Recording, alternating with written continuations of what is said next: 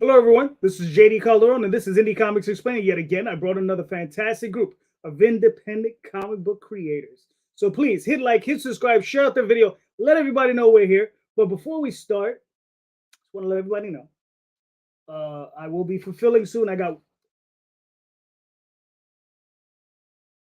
That's weird. What the hell's going on with that? Hmm. Oh, I know what's going on. Hello, everyone. Sorry about that, guys. Something went weird with my system. Anyway, Jay, go for it. I see you laughing your ass off. I know. I had another screen open and my shit went live. All right, hold on. All right, Mark, we've leveled you up. The other guy can't control himself.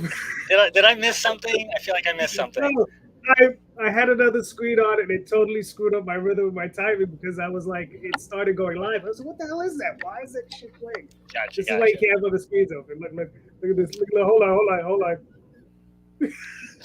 Yeah, I know all about getting your groove messed up. Every time, if I have to spiel down, if somebody interrupts me, I'm like, what was I saying? I have to start all over again. It's terrible. No, it's like you can't start the alphabet in the middle of the alphabet. You have to start from the A. But anyway. This is funny. Hold on. Wait a second. Hold on.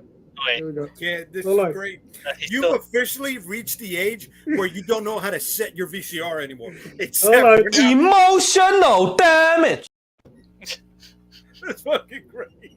Oh my god. I think I pissed on myself. Hold on. One more time. Okay, there we go. All right. Go ahead. I can't take me out. Just take me out. Great. Wait, we lost him. No, we didn't lose him. He's right here. Oh my god, what's up, everybody? Welcome to Indy Comics Explained. I am JD Rosario from Unstoppable Comics, been publishing comic books for it's going to be 16 years now, mid-May, in a few weeks, actually. Just one of those people who never had a rich uncle, no VC money, no major ad sponsors behind us, right? Just tying up our bootstraps and publishing comic books with the 2 bits that are in our pockets. And the rest of the people you are going to meet tonight have done the same. So if you are in the position to do so, please support them, all right? Because they're out there putting their money where their mouth is. Mark, go ahead, go for it. Hello, everyone. Welcome to Indy Comics Explained. I am the co-host. It's not a holiday. Usually, I'm only here for holidays. I feel all special. Host of the Came From Radio, the official The Big Apple Con. We've been doing the show we just celebrated our 20th anniversary in February, and I finally got my book for 30 years published last month. Very nice. Let's bring on the first of the guests. Get this shit show together. What's up, Brandon? Please introduce yourself. Hey, I'm Brandon Staraki. I'm the creator and writer of Avalon Comic. That is relatively new. It came out last year. We're working on issues 4 and 5 and getting those out, and that's it. All right, cool, nice. Hey, everybody. My name's Anibal Arroyo. I am an illustrator, self-publisher, storyteller, writer, editor, all of the above. You know how it goes. All right, cool. And last but not least, Hey, hello, I'm Marc Saporito. I'm the creator of The Dark Form. I wrote dozens of books. I have screenplays. I'm a screenwriter. I do everything. So, screenwriter, perfect guest for today's show because that's part of my question. Yes. Nice to meet you. Nice to meet you, everybody. Nice to meet you. Nice to meet you. Likewise. All right, gentlemen. So let's see if I can get my act together. So for the show question, right? And here's the thing. I know, Mark, you might not be too familiar with this, but I know that Danny and Anibal, they're a little bit more comic-centric. But the show question is basically, does a direct market affect independent comics and what we're doing and how we're doing it? And the other question I add to that, do you see yourselves joining that market at some point? And how do you see that affecting your business, right? So I don't know. Let's start with Brandon. I'm not gonna lie. Half that question in my headphone kind of was jumbled in my head, so I didn't hear half of it. So let me rephrase. Like, are you saying like the general market overall? How is it going to affect us and what the indie? I'm talking about like the direct market. So talking about retailers going through Diamond Comics, going through Lunar, that sort of thing. Okay, and like if we would do something like that, or be willing to do that. Right. I guess the easy answer right now is kind of like just working, because Avalon is under my own, publisher and all that stuff. Alan and I kind of created this publisher company right now with 1282. We're going to be self-publishing for a while there. Our goal overall is to kind of publish and kind of do other comics as well in that market. But kind of using those outlets, I guess, as well could be a plus, because there's a huge community behind those outlets and all that stuff too. So there's a lot of eyes there, similar to Kickstarter and stuff like that. You bring a lot of people in, and yeah, that's, I guess, a short answer right there for it. For half the question I heard, yeah. All right, got you. Anibal, you got any thoughts on it? Well, I caught similar to Avalon right here. I'm sorry, I forgot your name.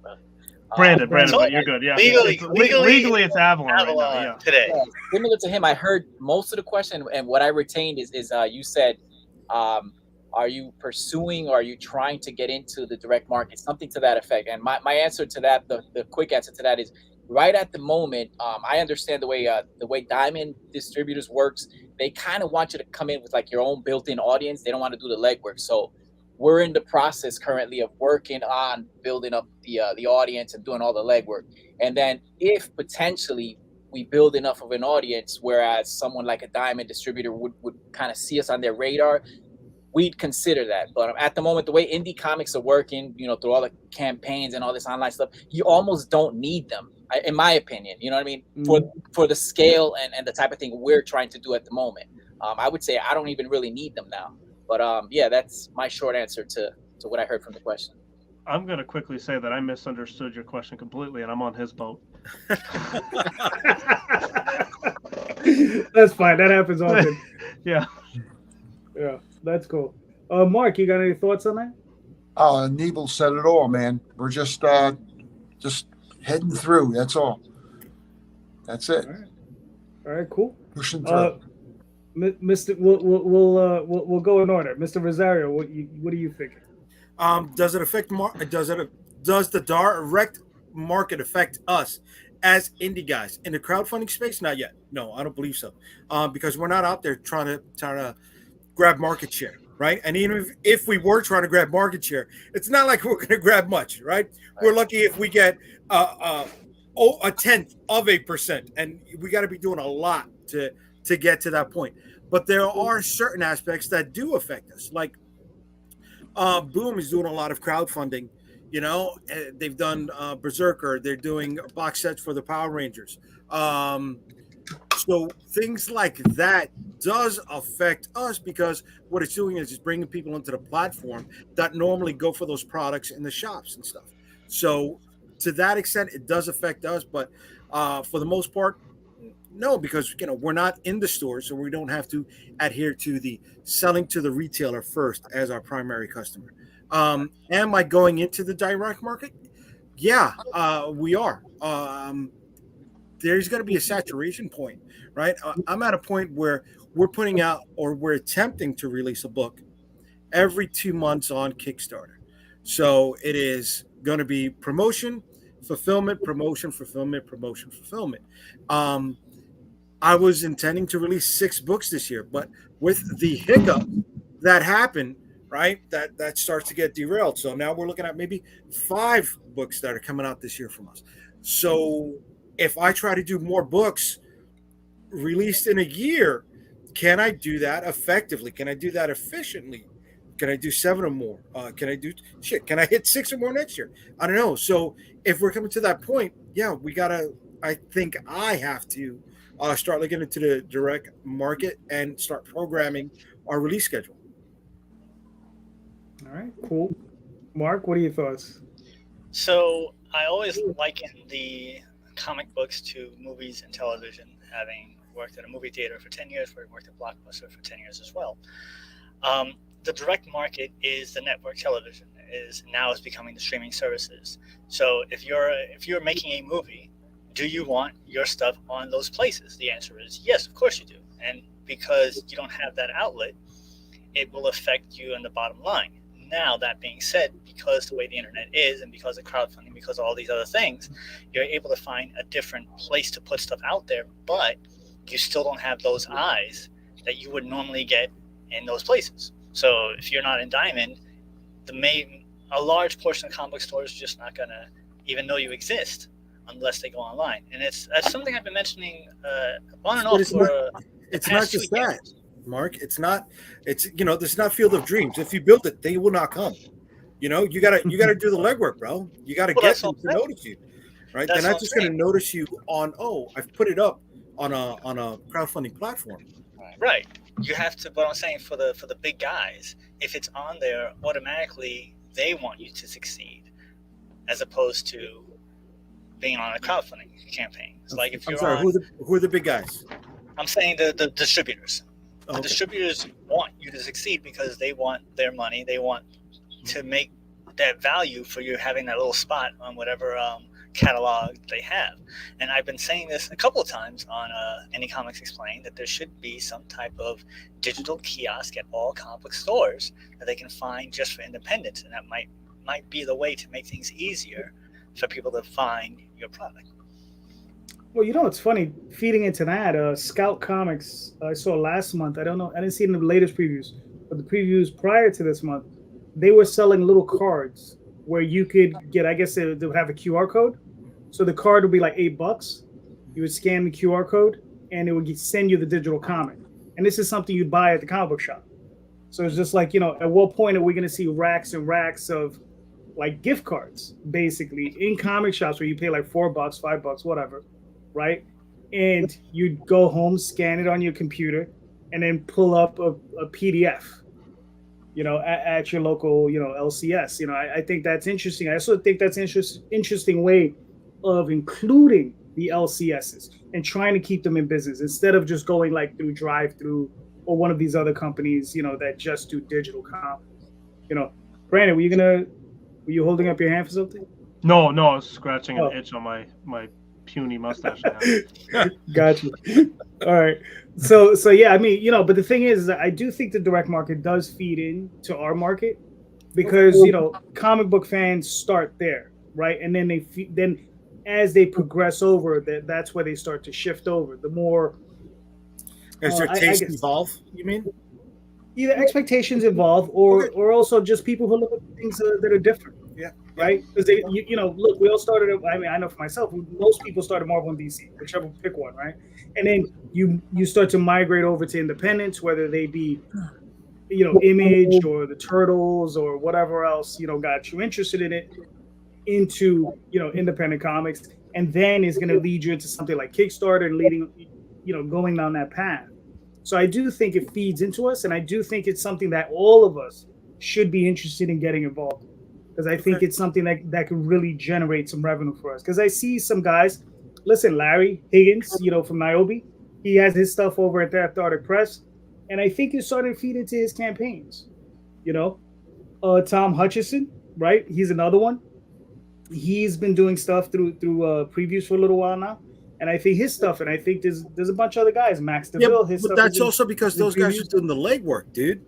Of course, that's part of it. But part of it is being in that community, right? But isn't it then the opposite of the question that you're asking, right? They're feeding more to the direct market than the direct market feeding to us.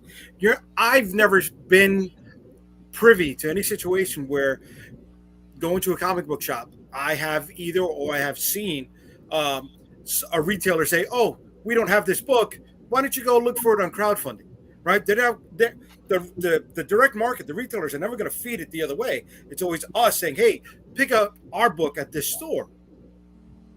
Yeah, but here's the thing, though, is like the readers start at that point. They do. That's the point of entry, right? So the point of entry is there. Now, it's always indicative to any person who's part of a collecting mindset. You're going to always go out and branch out and find new things. Right? So you're not just like if you're involved in the Yankees, let's say you started this year, right? You just became a Yankees fan. You're going to look into the past, right? the guy who's selling you a T-shirt, off his stand is not going to tell you about a T-shirt that existed in 1920. You're going to have to go to eBay or all these other sites to get these other things. So the information comes from other places, but that entry point is going to be at a comic book shop. And what do you think would happen if that entry point does not exist? You got to find different points of entry. Right. And that's where it's going to get tough. That's the interesting part of it, because the industry is shrinking. It's been shrinking for the last 30 years, right? When I started in 92, we had, 12,000 stores? 14,000 stores? We're down to, 1,200, right? And I mean, that's just the, that's the real question, is how healthy is this market, going to remain? And how long are we going to be able to keep it around? I think there are always going to be comic shops, because there's always going to be a few guys who are going to refuse to give up and will always stay in business. Those guys, they're going to be, the guys I'm talking about too. They're going to always be there. They're never going to give up. Look at the record stores. Some of them are still there. Exactly. They're dudes who will not give up. Right. And I mean, but even then, I would hate to see it get to a point where there's only 100 stores left in the country. Well, because that's sad. Then the business is over, right? It would be more of a collector spot, a back issue store than a new release situation. Right, here you go. Here's time for you. He has the best legs, bro. Okay. Oh, well, good on you, buddy. Oh, like, all right. I was not going to ask you to verify. I was going to. Okay. We were going to ask you. We're going to ask for pictures. Yeah. Hey guys, I just wanted to add. It seems like the industry and everything, the business or whatever you want to call it, however you want to umbrella label it, is kind of going through like an evolutionary process. We're in the transition of that right now. And guys like us that have been doing it for so long are kind of, we're still trying to find our footing. Do we rely on the tried and true, the big industry distributors, the direct market? Do we try to figure out a new way to do it? Me personally, I'm still trying to lean in a direction that suits me. You know what I mean? Something that works for me personally. Obviously, if you get, big distribution, you get big eyes on you, that would be the equivalent to what Marc said here, where your stuff gets, streamed or whatever. But we're in that, it's an interesting time to be doing it. And one of you guys mentioned, the thing is hanging on and staying on long enough to see where it all ends up. You know what I mean? Like not giving up now is very crucial, because you don't know which end of the spectrum you're going to end up on. Yeah. Don't quit now. You've been in it too long, and things are changing, and they could change in our favor. You know what I mean? Right. Looking at it from a positive point of view, so that's it. That's my 2 cents. Good. All right. I like it. Yeah. I mean, look, because we don't know what the pivot point is going to be. Exactly. Right. Because that's going to be, look, like when I started self-publishing in the 90s, things were great. Independent comics, you could go walk in, I could put a book. We had 13 distributors. I could sell 3,000 to 5,000 books of a black and white comic nobody's ever heard of, with a bunch of creators. We were 19 years old. Nobody knew who the hell we were. And we sold 5,000 books, right? Straight out the bat, and, printing was, I wouldn't say cheap, but it was definitely at a point where I could self-finance, at 19, But then again, there was a group of us, and all of us were chipping in a little bit, like $300 or $400 each, and we were able to get that done. So, I mean, today is just a little different. I wouldn't say stick to tried and true. I would say go with everything. You know what I mean? Like, go in the direct market, go Kickstarter, go Indiegogo, go wherever you think. Yeah. I mean, I'm just saying, some of us are so you can find it, man, that's really our ways. You know what I mean? Whereas the tried and true is the way we're always gonna think that's the only way. You know what I mean? I'm saying that's not the only way. So I'm agreeing with you when you say that, JD. Try other avenues, see what else is out there. Not just the tried and true. Do you guys do all avenues at once, or are you attacking one thing at a time? Because I feel like if you're trying all avenues at once, you're spreading yourself so thin, then you find yourself not working on the project so much and really finding how to market, rather than, okay, am I actually going to make this a good product, or so like, what do you guys do? I'm like curious myself and all that stuff too, because there's so many different avenues you can go in. Or do you do them all at once, or do you pick one in particular and just kind of aim for that? Go ahead, Jay. He's right. And you try all avenues at once. You spin as many plates as you can, and they're going to drop. And when they drop, okay, understand there's things you can learn from dropping those plates. Yep. You know, now the thing is, are you going to put those plates back together again, or are you going to start spinning new ones to see which ones work? Right? Find out why those fell. One of the things we got to realize as independent comic book creators is there is a business set to this, right? Mm-hmm. That if we want to stay in this, we need to pay attention to. We need to learn. I'm not out here saying, that I'm this big financial whiz. No, I came into this with college business 101. Everything I've learned has been through this, and it has been trying things and failing things and experimenting with things that I may have never even thought of ever before I started in comic books. But I had to learn it at the same time of writing scripts, checking artwork. And there's always going to be something that adds to the list. Again, I'm not trying to turn my nose up at anybody, but I feel that I'm in a position that I'm leveling up now that I'm publishing other creators. And that is one more plate to spin, or at least I thought that was one more plate to spin, which ended up being a whole other set of plates on top of the workload that I still have of my own content, on top of still running still working at a 9-to-5 job because I need benefits, because being an independent creator doesn't provide you medical, dental, right, and vision. So you need to do that on top of nurturing a marriage, right? But if you love it, right, and I know it's going to sound like a cliche term, if this is your truth, bro, you're going to find a way. You are. And if not, which is okay, you move on to something else. And you say, okay, maybe these are experiences that I can take and apply that to something else later on. But while you're in it, you go for it, brother. Hey, Brand, I got a question for Brandon. Brandon, are you a writer? Are you an artist? A little bit of both, or? No, I'm just the writer of it. I don't do any of the artwork. There's no way in hell I'd be able to do that. That's looking at it from the perspective of an artist, which seems like I'm the only one here who is one right now. Everybody here is a writer, pretty much.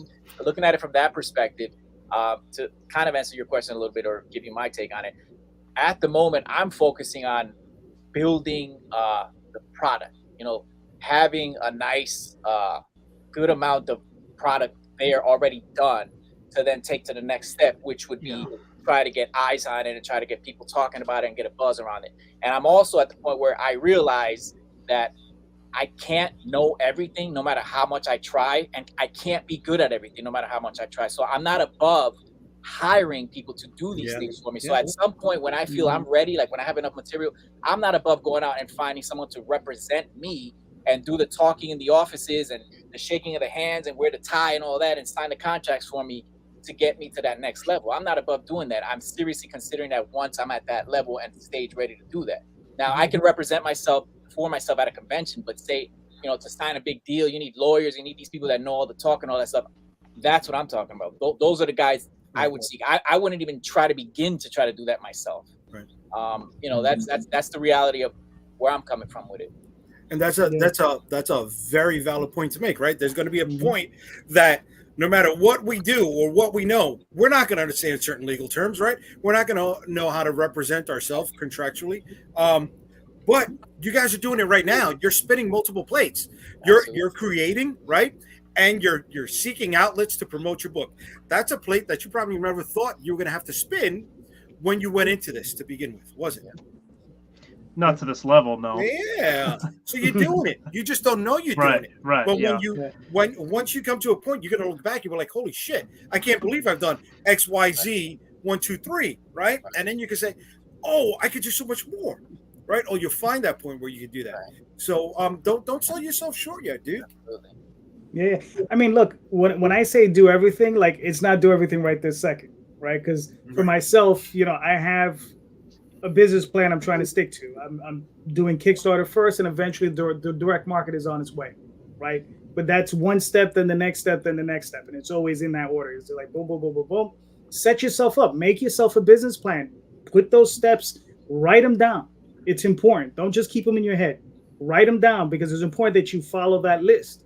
Because once you hit those points, you can move on.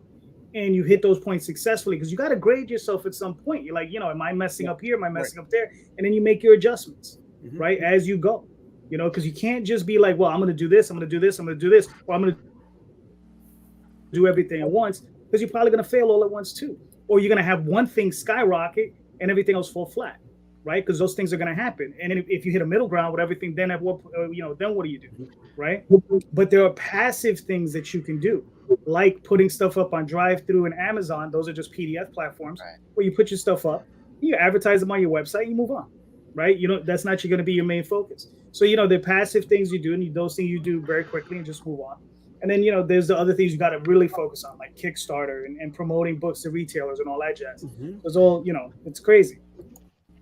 But Tom had said the pivot is happening now in the retail system, and he says retail system is not supporting indies. Yeah, which is unfortunate. Creators have to be looking for new doors while keeping a foot in retail stores, a pure marketing standpoint. There you go. All right, gentlemen, well, since we switched up the floor, Mr. Torres, why don't you go? Why don't you ask your question? So, as we all know, there's a writer's strike going on right now, and since Other Marc is a screenwriter, my question, more specifically because you're here, do you find that because of that's happening, that the writers will be moving towards other mediums such as comic books, and will that hurt the industry in the long run while the Screenwriting Guild is on strike?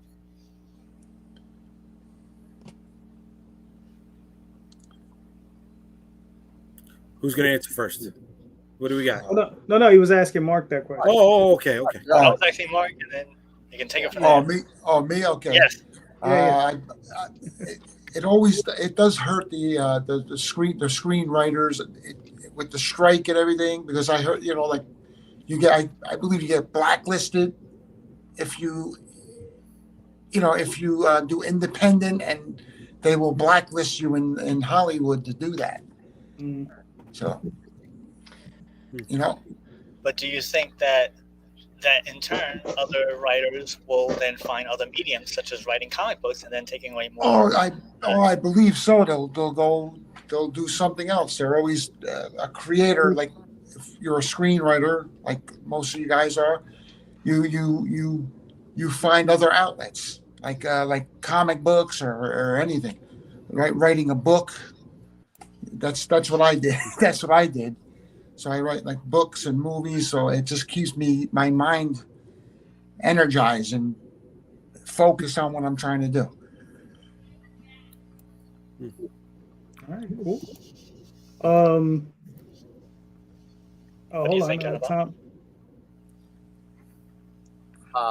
Well, okay. So you're asking, does the writer's strike, does it affect what writers do in terms of where they go for work, basically, right? Like, are they going to start? Do you think that it will affect, in particular, the comic book industry? Because in particular, the comic book, yeah, it potentially may. As Marc was saying, like, a creator is going to be a creator, so he's going to need an outlet no matter where it is, what the source is. So maybe a writer, particularly a new writer, might be inclined to say, you know what? Screw Hollywood. I'm going to go do comic books now. Especially if they're not that far into it. They don't have that much commitment or much love for the industry as it is. They just got in. They may be more, susceptible or whatever to falling into other cracks of creativity. So I totally believe, it may affect it. Will that be good? Screenwriting and comic book writing are two totally different things. One, being good at one doesn't necessarily mean you're good at the other. So depending on your skill level, if you can do both, it could be a good thing. If you can't do both, not so much. So, yeah. I mean, it could go either way. I think I'm leaning towards the way where I don't think it's going to affect the comic world so much and the indie world. I guess not so much if they go elsewhere. Like, I don't know if they would move to like DC or if that's involved in the whole writer strike and all that. But if they try to go indie, I think, we're all in it. We all understand that there's more to it than just writing it, and that's it. You have to write it, you got to market it and all that stuff too. And most of us here have, maybe all of us, I don't know, but all 9-to-5 jobs. We need to support home and all that stuff. So, and then that also leans into supporting this. So if they were to lose their writing job, what's their 9-to-5? How are they keeping this going? And not a lot, unfortunately, not a lot of these writers are well-known names. They're just kind of buried with everybody else. So it's like, you can't ride on your name and go like, oh, I'm so-and-so, look at my comic book and I have a huge fan base. Realistically, that's not there. So I don't think, I think I'm leaning towards the fact that it doesn't really hurt too much the indie comic book industry. But I do think that some of them would try it at least, and maybe some will succeed. And I think a lot more will kind of be like, oh, damn, this is not what I thought it was going to be. That's true. Jay, what are you thinking?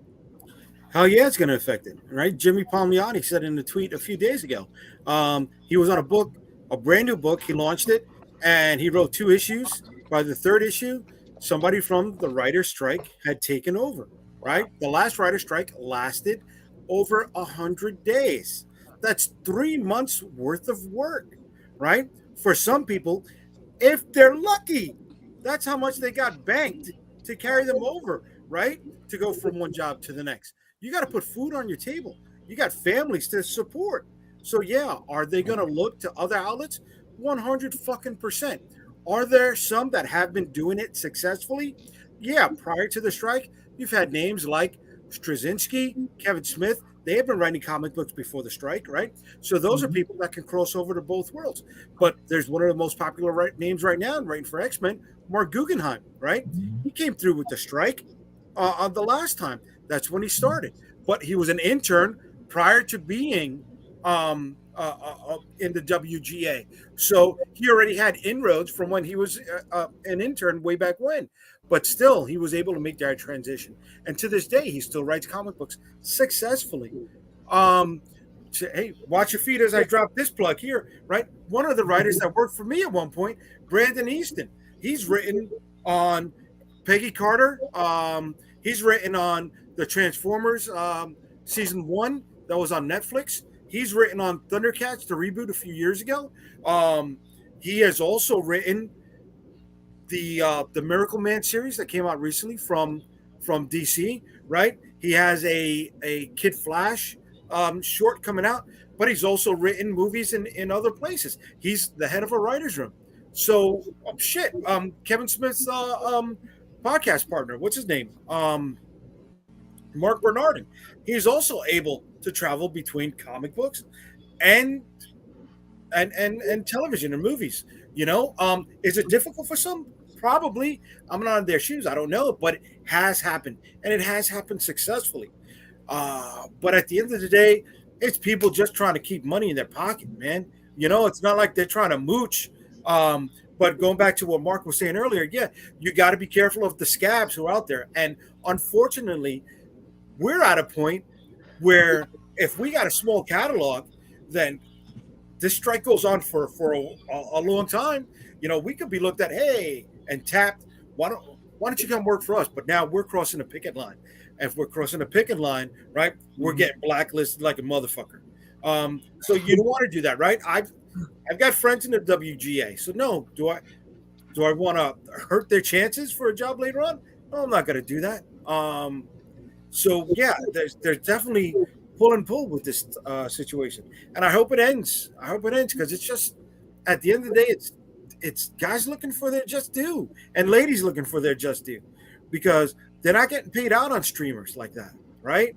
They get paid out when they get oh my god, when they go into syndication, right? And the way their pay structure breaks down is 100% for the first time an episode is aired, right? Then the next time an episode is aired, 50%, and then it keeps cutting with every replay.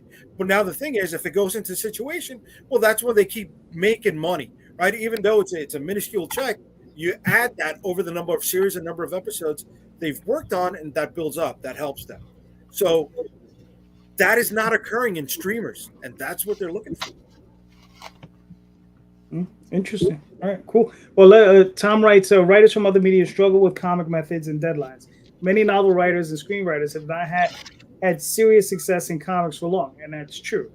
As far as novelists go, I think the only one that I know of that's made a real success is Joe Hill, Stephen King's son, with Lock and Key, right? And I mean, and that's, I don't know if you ever read the comics, but the comics are incredible.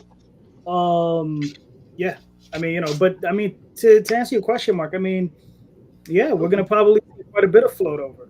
You know, because I mean, Marvel and DC, the editors over there, enamored by those guys. They want to Of see those types course. of guys because they themselves want to get hooked into that world and brought back when the pendulum swings back. They want to be hanging on it.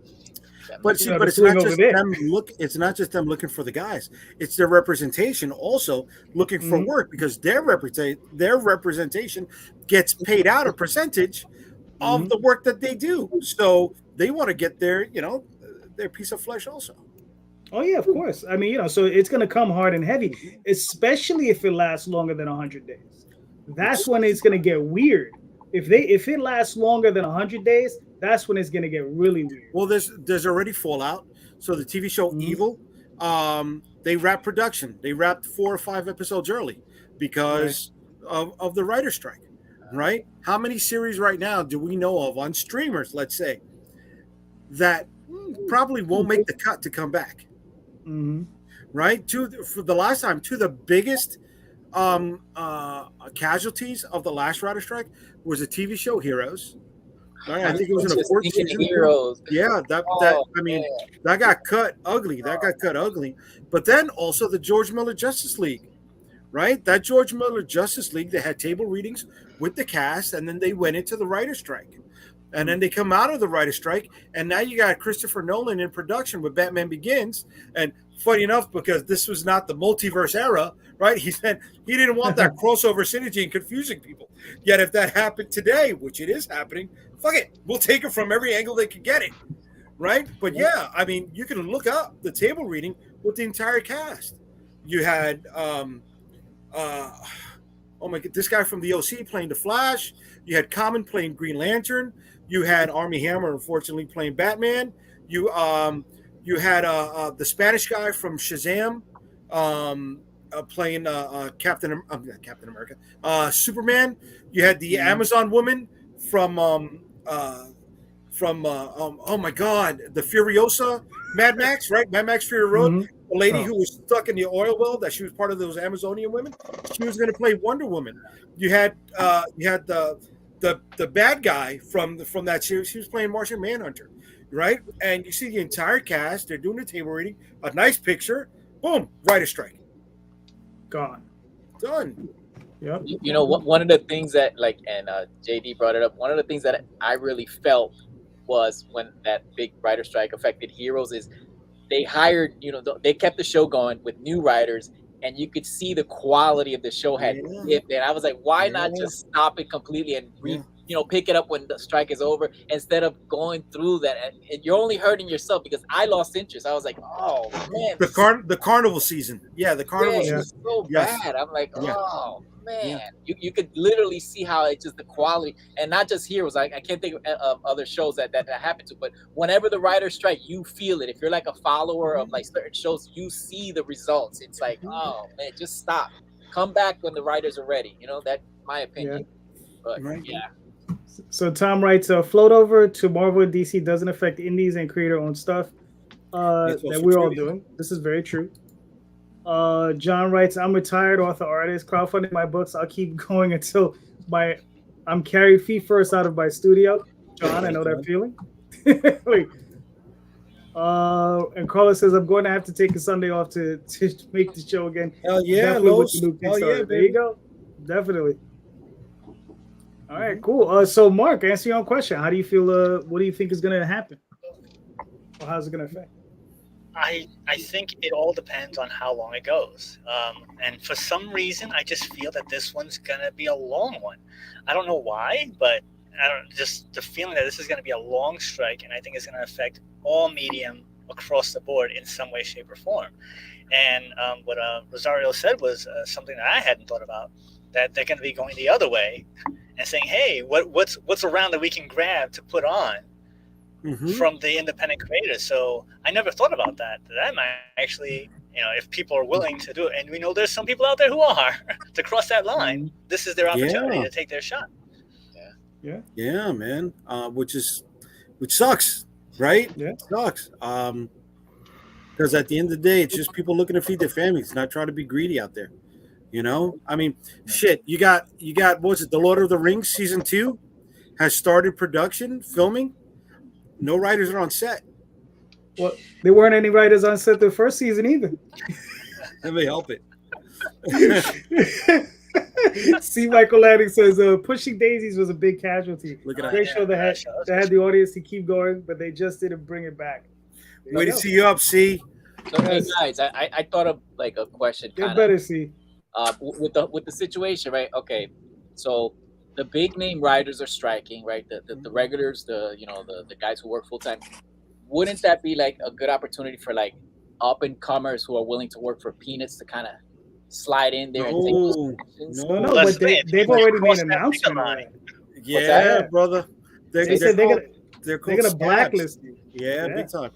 That- Big time. The blacklist comes from where? From who would you be blacklisted from? The indie? Well, the WGA will blacklist you. The Don't- union. from, Right. That's from, what what, from, usually from happens. coming from comics and trying to transition into television or movies? During this time, any yeah. writer, Really? any writer. Yeah, because when this is over, right? When it cycles out, Uh-huh. now you've got those showrunners who are looking to staff for the new season, right? And they were like, "Oh, you worked on this show when the rest of us were out there." It comes down to loyalty. Yeah. Okay. All right. Loyalty. I'll agree with that. That would definitely be the case if whatever they're working on does not work. But if their shit is hot and it takes off, that could change the pendulum and swing it in the other direction, where people will be like, "Oh, damn, he took a chance and it worked out. Ooh, I might Yeah, want to it get is- that happened. now." It You see, could, That it happened. could, That happened. it could spell the end of the guild, which is doubtful. But I do see what you mean. It's like, You know what I'm going to throw a football reference. I'm going to throw a football reference here. Many years ago, was driving. One of my side gigs was driving drunk people, and we had an interesting conversation about Colin Kaepernick.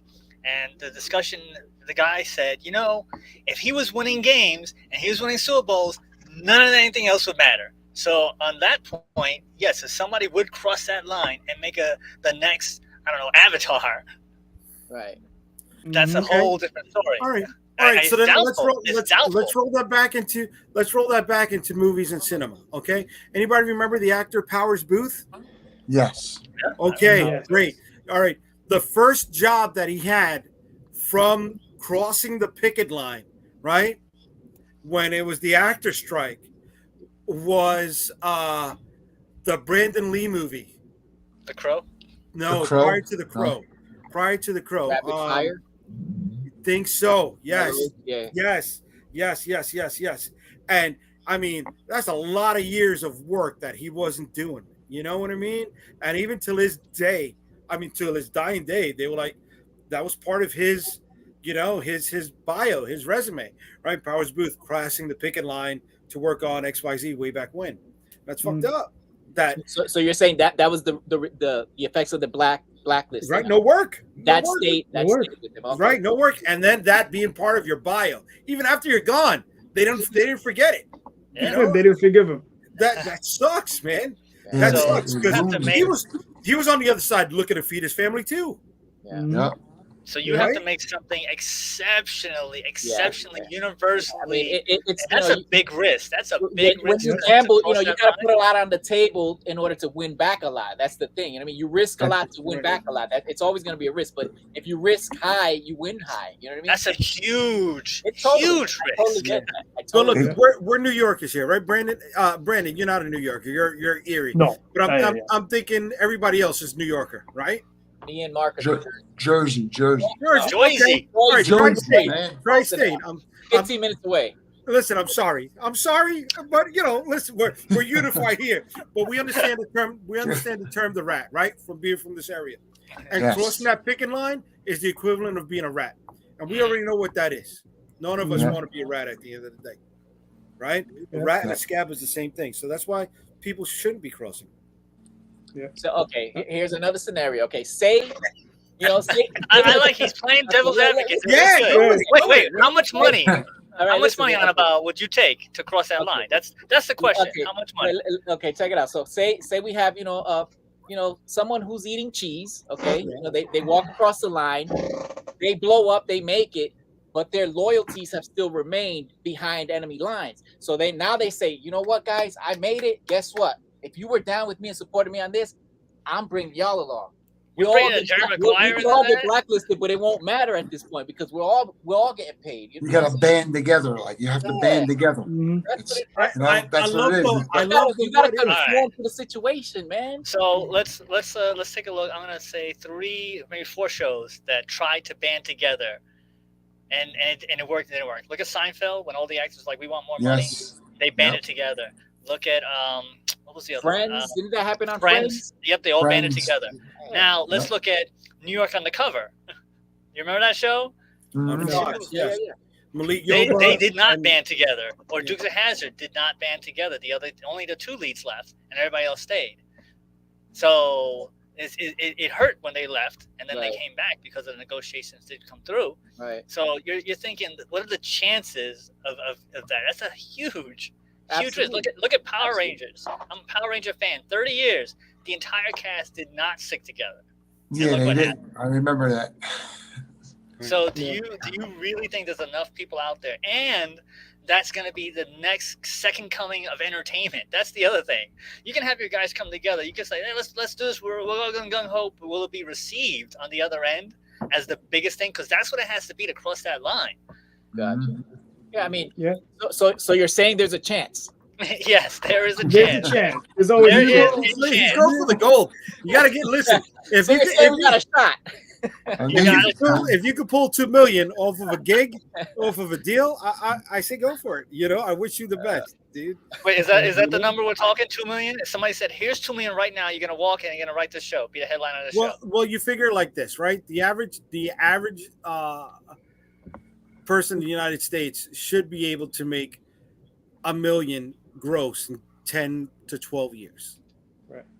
Right? So 20 years would be $2 million approximately. So that's a full-time work life, right? So you take that, you bank that, or you live off of that while you try to chase other endeavors because you're never going to work in Hollywood again. Right.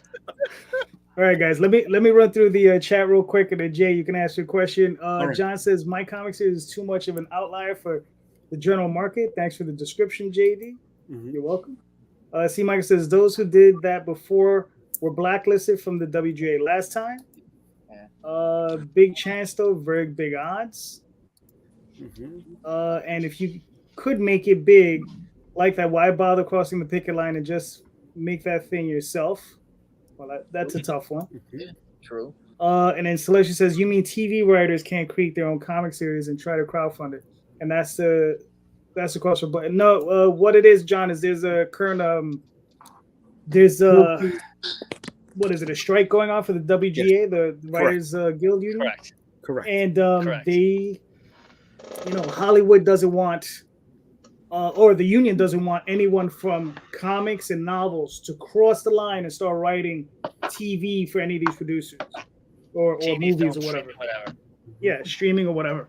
And they would blacklist whatever writers came from our communities into their communities Exactly. going forward once their contracts are settled. So, hey, I mean, I get it. They're trying to protect their own. I get it. Yeah. Mr. J, please. Yeah. What All do right, you got? great. Because we got creators here at various levels Mm-hmm. in their creative career. So my question is, what do you think is the biggest hurdle right now in your creative career? All right, cool. Mark, you're up, sir. What do you consider your yes, sir. Oh, the biggest hurdle's getting it out there, getting it out to the world and just letting them see what I'm about. You know what I'm saying? Because I have a lot to say, and I want to do it the right way, and hopefully, and I have to just bust through those doors somehow. Okay. All right, cool. Brandon, what do you consider what's your biggest hurdle? I would say similar thing, the marketing right now.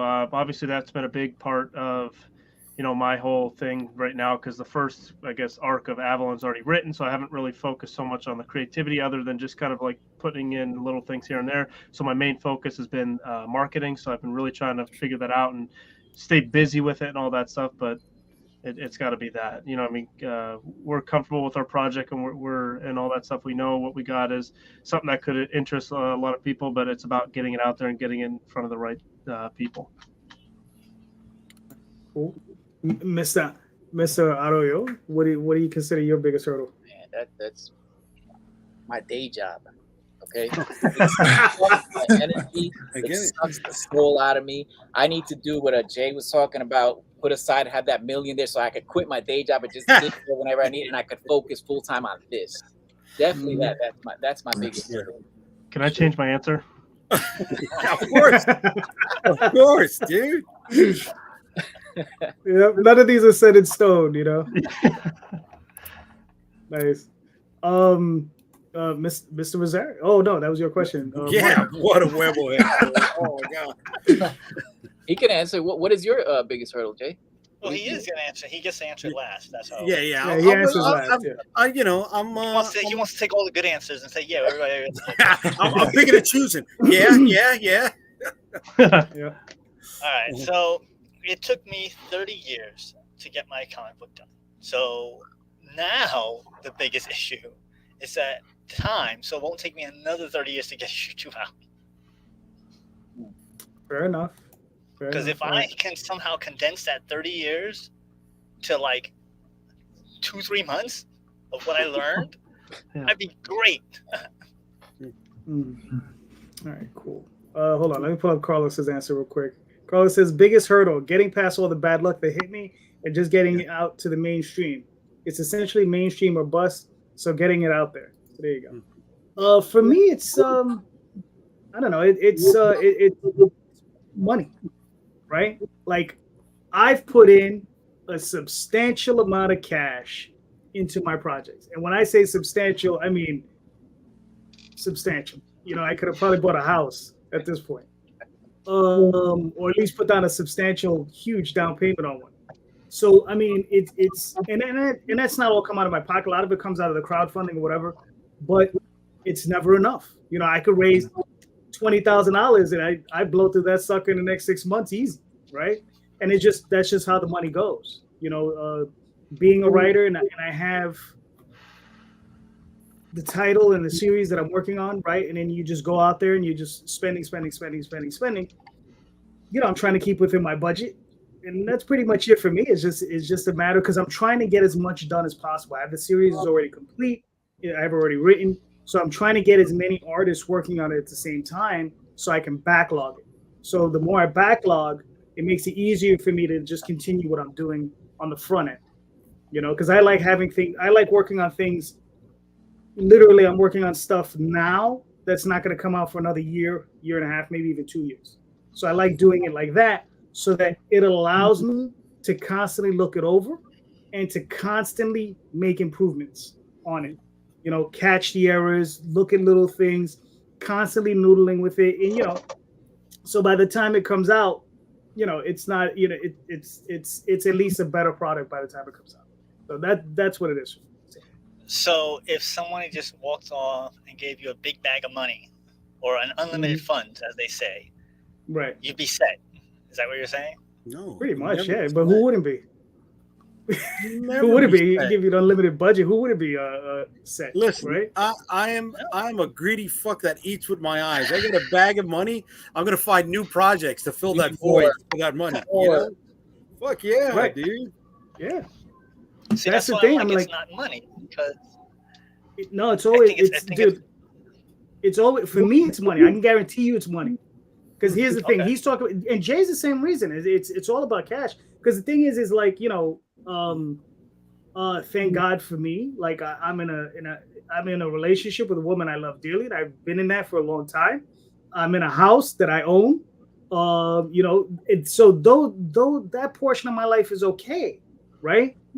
So, but financing my very expensive hobby that eats up a lot of finances. So I have to generate enough capital to keep that running because that's something that's my side interest. Right. Yep. So it's all about cash. If I had an unlimited budget, forget about it, man. You know, I'm producing Tall Tales and the Oswald Chronicles on the regular. You'd see about 6 or 7 other titles out of me if I had an unlimited budget.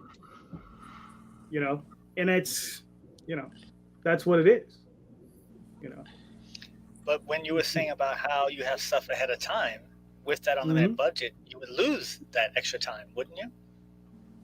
No, because then I could quit my day job if I had a limited budget, and then it would just give me more time. It all goes back to the day job. Yeah. Exactly.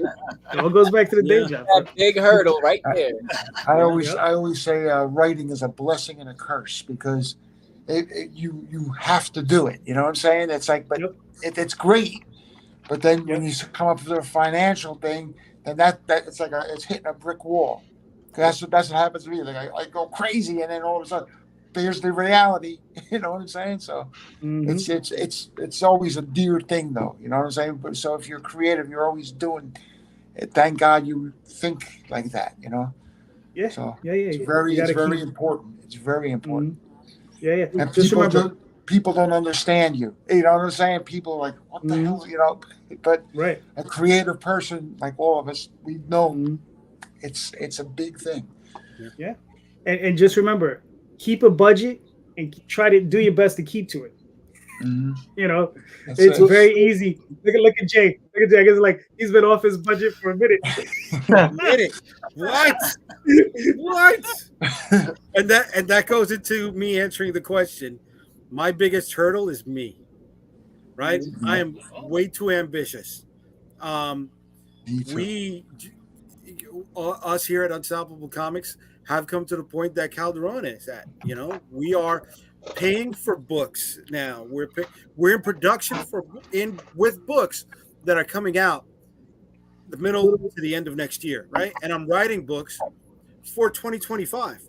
At the same time, I am ambitious, and I thought I was at a level where I knew how to keep certain plates spinning without falling. And that's why we started publishing other people. And I opened up fucking Pandora's box, guys.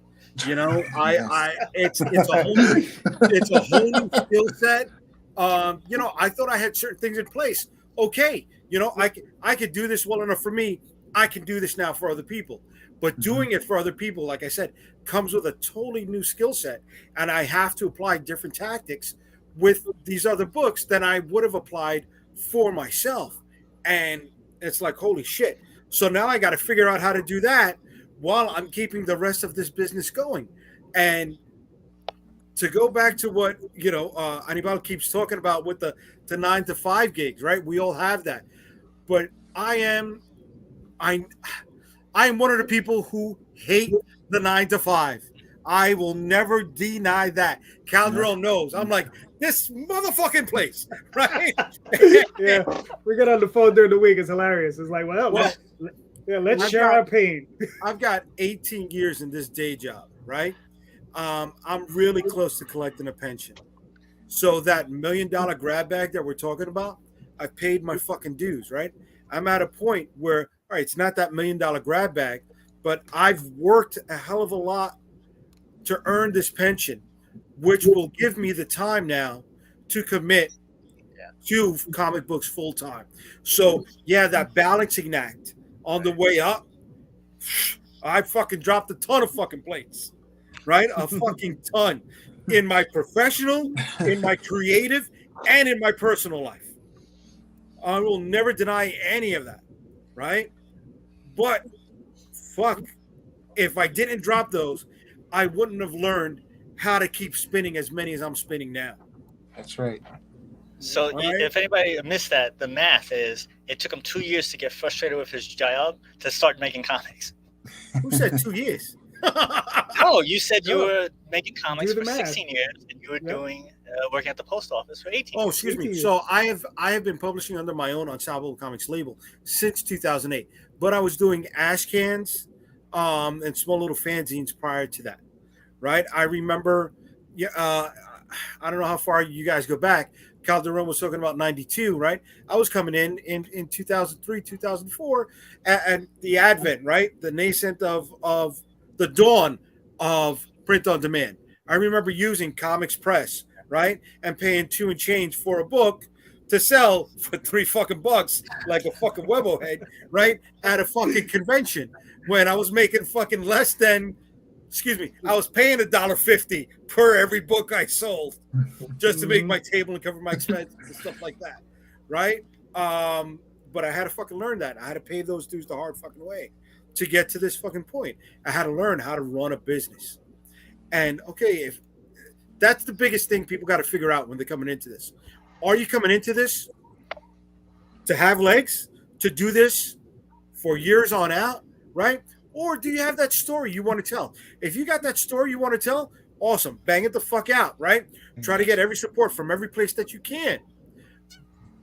But if you want to do this for years to come, you got to come at it with a different mindset, right? Mm-hmm. And you got to prep that from the beginning. And you got to learn you're going to be losing a fucking lot of money. But how are you going to learn lessons from that money that you're losing so that way in the future you flip that and you're not losing money, but you're making it? Yep. Now, before you scare our guests any further, let's bring up Avalon. Here we go, Brandon. That was a Brandon, quick you there? transition there. Yeah, I'm here. All right. Do you want me to play your video? It's up to you. It's I mean, I don't know how long you want to Play it. He worked on it. Fuck Play it. it. Yes. Play Go All right, for here we it, go. baby. So we're playing the video. Hold on. Be proud of your shit, Brandon. Let's go. We're here, baby. Play it.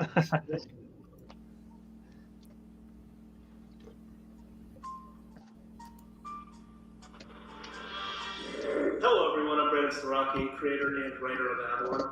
And I'm Callie Overlander, the newest addition to Avalon Comics.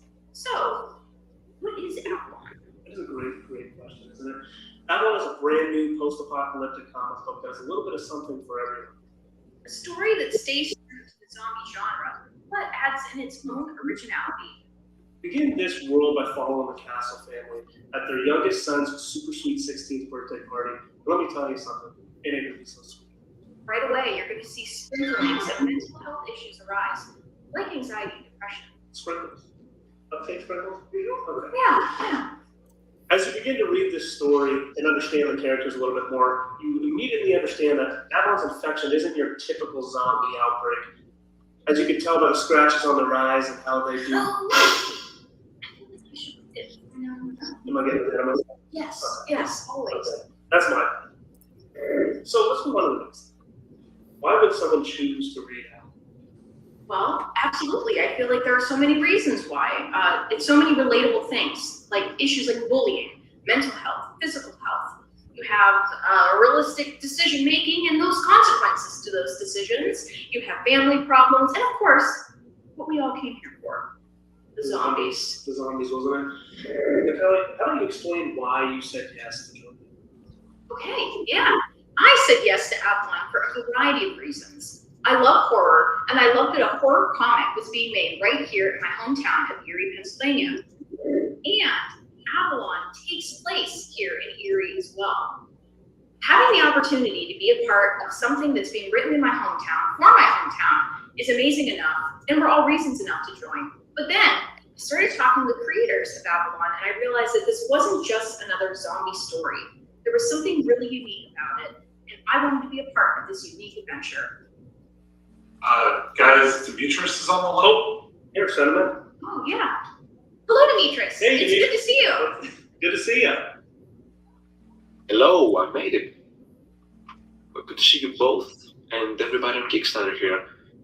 I'm Demetrius Nastos. I'm the artist of Avalon Comic, and I have a few things to say about it. Avalon is the very first comic that I got a chance to work on that was about to be published, so it was a big thing for me. And reading the script, the first script of issue 1, I'm loving the character development, the horror and noir elements that it had, along with the slow burn of the story. That was pretty much the reasons why I said yes. So here we are. And me personally myself, I'm thinking of new ways of utilizing panels and using them in a great way to tell the story that the whole team has created. So you should be really excited for it. So in case I have to go. You seem like he was in a hurry, too. Yeah. Strange, wasn't it? Yeah. Whoa! What was that? I don't know, but I feel like We gotta go. we gotta go. But before we go, before the apocalypse catches up to you. Get your copy of Avalon now, okay? Yeah.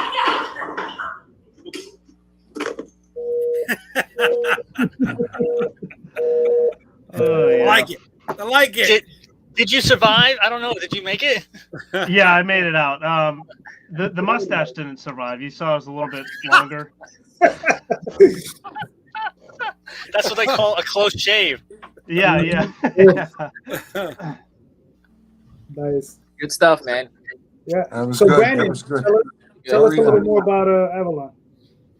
Oh yeah, so basically, as the video kind of explained it, it's a post-apocalyptic comic book. Our slogan is it has a little bit of something for everybody. Instead of following the traditional hero's journey, we're kind of following this Castle family that you're going to see in pages and the covers as well, and making them the main character rather than following, like I said, that hero's journey per se. And alongside of that, the world itself is going to be sort of a main character. It's going to kind of dictate what happens to these characters that we meet and read on as well. Just like us on a day-to-day basis, we deal with, if we make a stupid decision, we deal with those consequences. And that's basically what the premise of this kind of storytelling element is going to be. And as the video said as well, the mental health, the physical health as well is going to be a key factor of what is implemented in our story going forward. We don't want to kind of bring it up like other zombie, genre things have brought up and like kind of shy away and put it in like, in the background a little bit and you kind of forget about it. This is going to be the light of the story moving forward and having these characters deal with all of that. But that would be like a longer kind of thing there. But Demetrius, having him too, we decided to go with the black, white, and blood kind of look for the first 23 pages. And as an idea in theory, it sounded good, but having him, he kind of took it away and made it all that much better of an idea, So I give him a lot of credit for it. Everything you see visually is all him. He does a great job. We're glad he kind of captures that Avalon look that we were looking for from the start. And kind of our thing that we're going to be doing moving forward is the last page of each issue has that splash page with color. You see it kind of just brings you into the world completely and you kind of feel like you're there in that last page, that page turner there, but for the big moments and all that moving forward. Hey Brandon, are you using the same artist throughout? Yeah, so that's the thing though too. When we started, I'm noticing a shift in the style a little bit. Yeah, issue one. If you scroll up to issue one, it has that little bit of a kind of warm, feeling and all that stuff moving forward, and then he kind of gets that dramatic kind of feeling down to a T there from issue 2 on. That's all the Dimitri doing that. This is all Demetrius. Everything you see visually is all him. He tweaked it up big time. I see a major difference there. Oh yeah. And again, having this new style that we have now too, it really makes these dramatic scenes that you're seeing on the Kickstarter here really pop. And he really came into his own. I mean, it was awesome for him to do that because I remember being scared after issue 1 when he was like, "Hey, I developed a new style. I got comfortable with the characters, all that stuff. We're gonna. I have a new style that I want to do." And I was like scared. I was like, I don't know. I was like, dude, it's like I'm looking at two different guys here. I'm like, I see a dramatic difference there. I'm like, wow, not many artists can pull that off. Like pull off different styles to what they normally do and pull it off well. That's commendable. Yeah, it is crazy. Even seeing it from my perspective because I don't know anything about it. About the whole art kind of deal and stuff. But for him to do that right away. Wow. Yeah, it's crazy, and we're glad. It looks like to me like he got a hold of a lot of Todd McFarlane comics. Yeah, and he like really. Yeah, the latter half of it has a lot more McFarlane-ish kind of to it. I definitely agree with that. Totally. Yeah. That's what a lot of people said. Listen, not a bad thing. Not a bad thing. Not a bad thing at all. No. Yeah. You know what? It's funny because it's the McFarlane without that McFarlane mouth. Right. I don't see that McFarlane triangle grin in there, so I like that. It's good stuff. Where's the kid from? Where's the artist from? He's from Greece. Greece. Okay. Oh. Yeah. And which is awesome though in itself. After issue 1, obviously it's I was kind of strict on my script. I was really strict on what I wanted to show. So you could kind of see it was a little stiff almost, and after our relationship grew over time and a lot of it was over messaging and here and there through Discord. But we kind of like, you could tell that all that stuff, I got more comfortable with him and trusting him more and how the panels up. Yeah. And he really, a lot of the stuff that you see here, is a lot of him. You know, I You're have it just all kind of scripted letting out. him roam and do his thing. Yeah, that's yep. as an artist, that's like the greatest gift the writer can give us, man. Just kind of do your thing because you picked us for a reason. We're gonna stick to your Sure. script. But you wanted us for a reason. Let us do our thing. That's beautiful, man. That's awesome. And That's yeah, exactly. Creating at its highest level right there. That's the creative process. It never ends. That's awesome.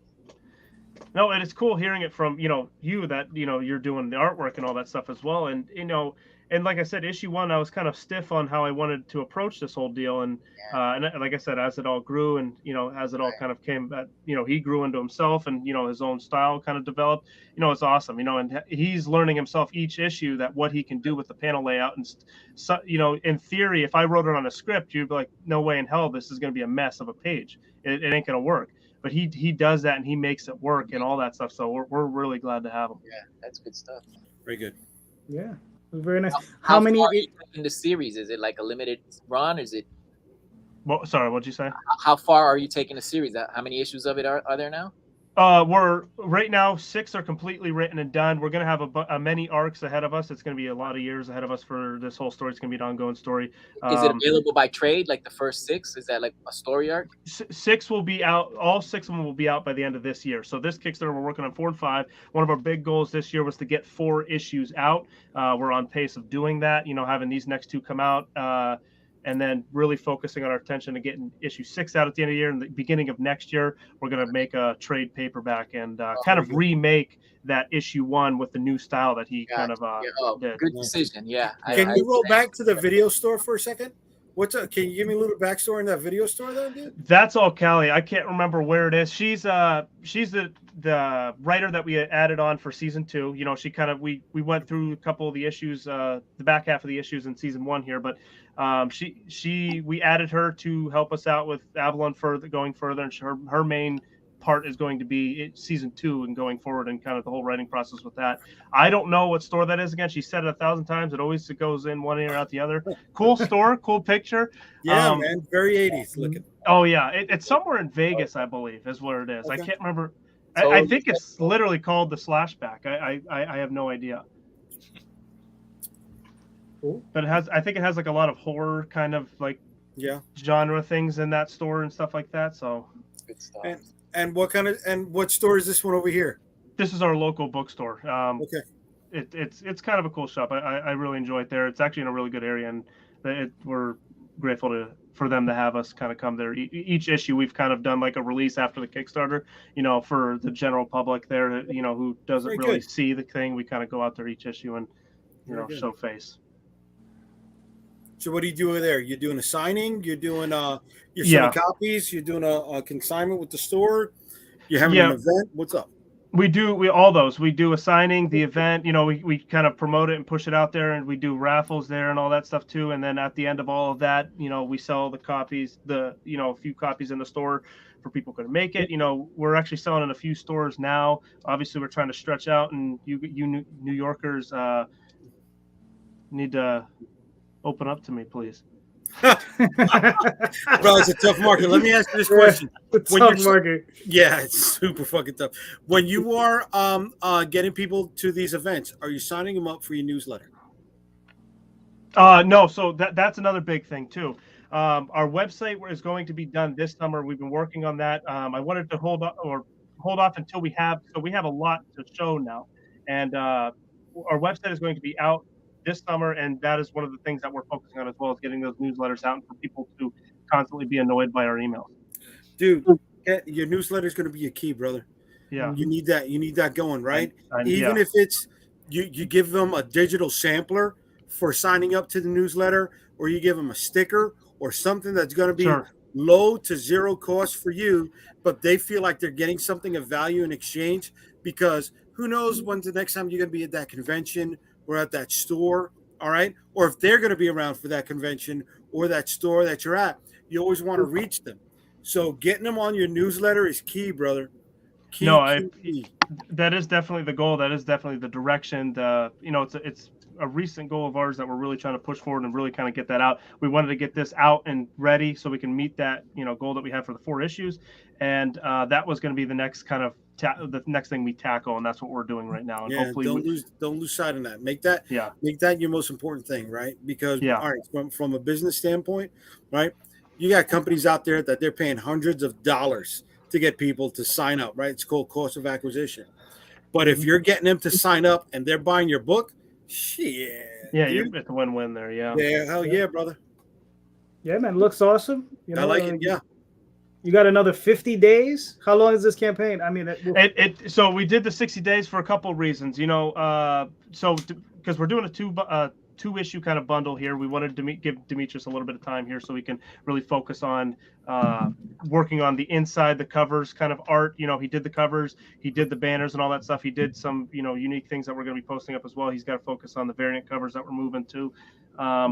So now with that 60 days, it gives him time. It gives me time because, you know, we all have the families. We all have the stuff. You know, we get bombarded with everything else. But so it gives me time as well to kind of get these interviews out and stretch out and get as many as I can in that time frame as well. And all that good stuff. So since there's a large amount of blood, would you consider this a rated R book, or would it be like a hard R, soft R? I would say if it's not a hard R now, it'll probably end up being one. I wouldn't say it's a hard R now. There's blood, there's swear words and all that good stuff, but nothing crazy where people are getting. I don't want to spoil it. No, all right. Let me ask. You're doing print on demand, right? Yeah. Yes. Print on demand. So print on demand, you're doing. I guess even though you're adding a splash of blood, you still got to pay full color. Yeah, we're doing the color page rate. Yeah. Yeah. All right. No, because Calderon's gonna love this, right? Because I'm always shouting out offset printing. So with offset printing, right, you would only be paying for 2 plates, 2 colors. Let me write this down. Offset printing. Okay. Right, you'd only be paying for 2 plates. You'd be paying for a 1 color, right? It's your magenta for the red, and then your black. What's up, plate. Mike? Mike, what's up, bud? So you would be buying in bulk, right? But you're saving money in the long run. So this goes back to something I spoke about earlier. Are you into this because you're just trying to tell your story, get it out there, or are you in this for the long run? So if you're in this for the long run, you want to start maybe looking into how offset can help you. Calderon is laughing because he and I differ big time on offset. Offset has its place. You know how I feel about offset. I've done a lot of offset in the past. It has its place if you're ready for it. If you are ready for it, yes. Here's the thing: if you're not ready for it, keep to the road you're on. You know, you've done several Kickstarters before. You know the path of least resistance for you, the path that'll lead you to success, right? Because you have an artist to pay, and you want to focus on paying that artist, right? Here's another question I got for Brandon. Are you going to have a quick turnaround time between the last issue and when you go to trade? Are you going to do it like within the next 2 or 3 months after that? So are you saying like getting these single issues printed out here?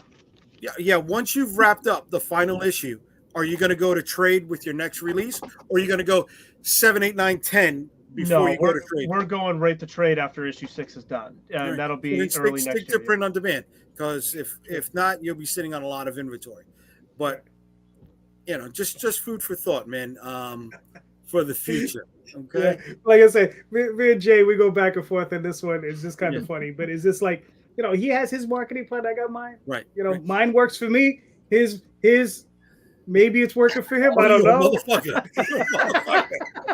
But because here's the thing, dude. Right. And I would have done the same thing in Brandon's shoes, right? If I was in his position. Oh yeah, the red pops. Let me do the red. But then you're learning, oh my God, you're still paying for full color. Right? So it's like certain aesthetic choices may have been different if you knew about the entire printing process. And how can that benefit you? What can you take advantage of? So these are things that come along in your mind as you are in your creative publishing career. That's all. Sure, no, and I appreciate it, because I am relatively new in this whole world, and having any kind of information from 2 attorneys kind of selling their market to me as well. I love it. I want anything I can get. It's good. All right. You take it all in, and then you decide what you want and use. There you go. Exactly. It's like a buffet, you know. That's it. Exactly. You don't have to take anything at all, but you know, at least you're listening. Good shit. Yeah. Yep. All right. Anibal, you want me to play this video? Yeah, go for it. Absolutely. Bro, he worked on it. Fucking play that. Fucking play it. Physicians, scientists, searching for a way to cure his ailing son from a rare form of cancer. The disease confines the young boy to a wheelchair while slowly eating away at him. One day, the cure is found, but the formula ends up in the wrong hands. And now, a new evil is born, driven mad by anger and outrage. He calls himself Hellfire. His only intent being taking over the world and destroying mankind in the process. Only one man stands in his way. He is a mysterious figure who rises up from the shadows, known only as the Dark Form. Will he be strong enough to defeat Hellfire and save humanity? Find out in the exciting new series, The Dark Form, brought to you by MDM Studios.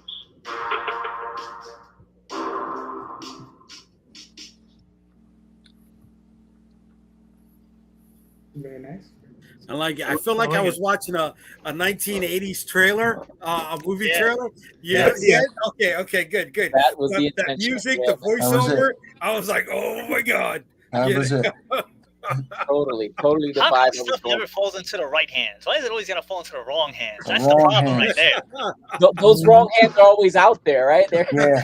just waiting for the It's always cat. somebody deceitful.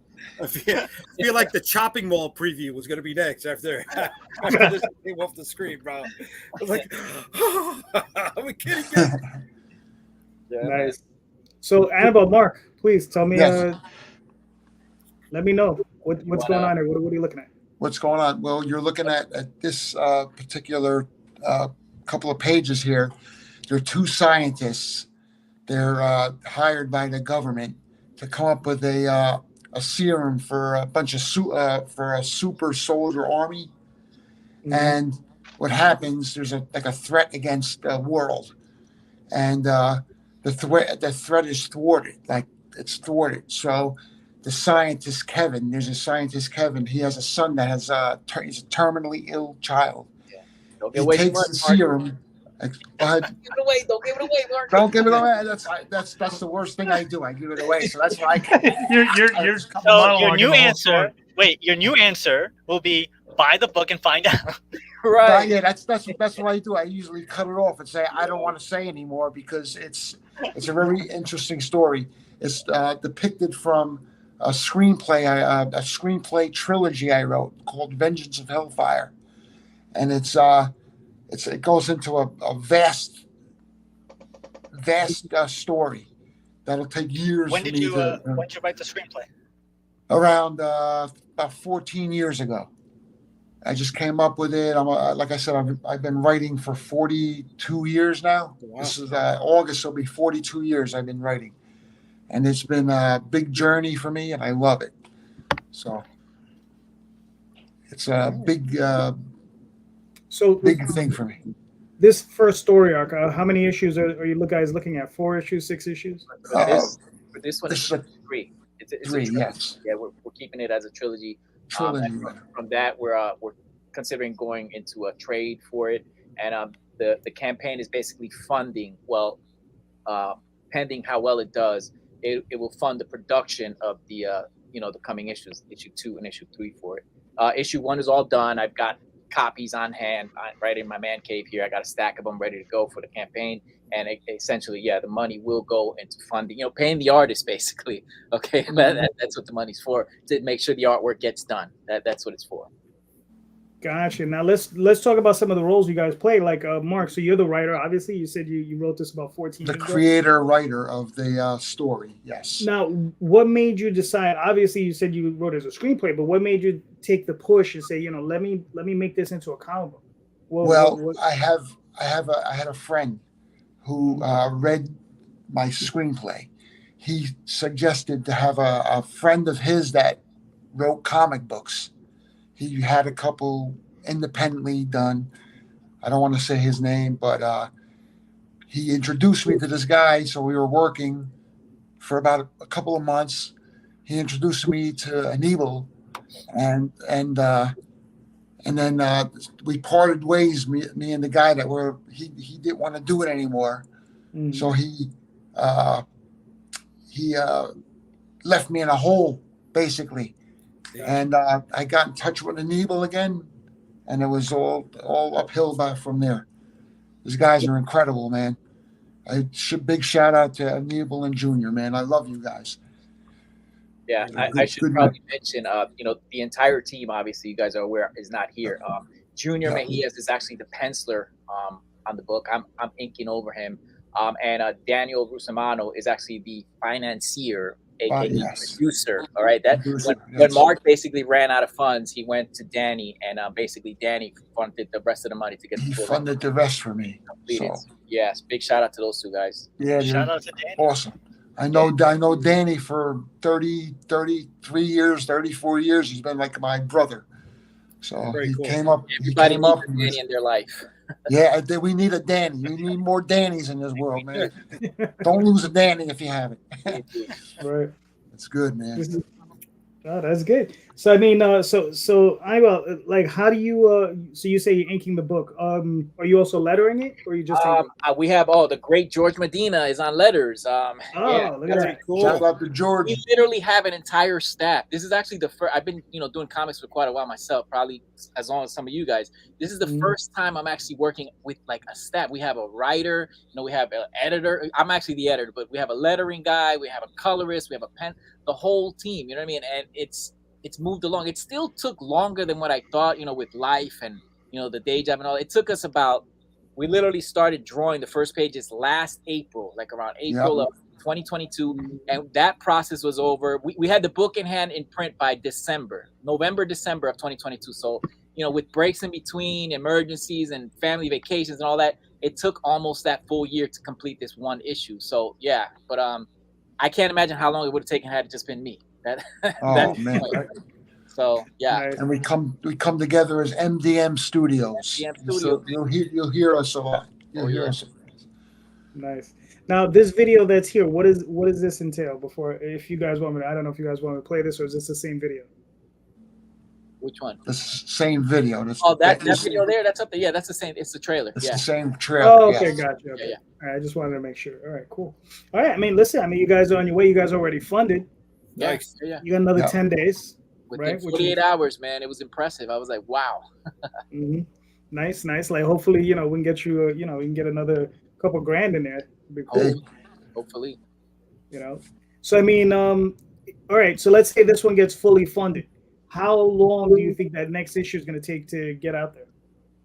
Well, the second issue. I've already broken down. I'm also doing I'm wearing so many hats on this one. I'm doing breakdowns of Marc's script in thumbnail format. I've thumbed out about 10 pages of issue 2, and basically with my pencil, the way we work, it's like we're like one. Okay, like I do all the thinking and he does the execution, and then he brings it back to me to do the finish, basically. And it moves once it gets started. I would say that the thing funds and it ends June. Once we get started, maybe like August, September, we can be done with issue 2 by the beginning of next year. So 2024 would be, in my mind's eye, that would be like a reasonable amount of time to get it done. All right, cool. That sounds reasonable. Nice. And there's a whole movie trilogy also. So I have the screenplay all completed. It's all done. It's ready to go. So anybody wants to do something with a screenplays trilogy, I have it all written out. So Marc, can you talk a little bit about adapting a screenplay to the comic? Because we were just saying earlier about how it's not the same thing. So how do you? Yes, definitely not the same thing. But it was easy working with Anibal and Junior, because when I was like the way I write, I have like my inspirations, like of course my family, but my music.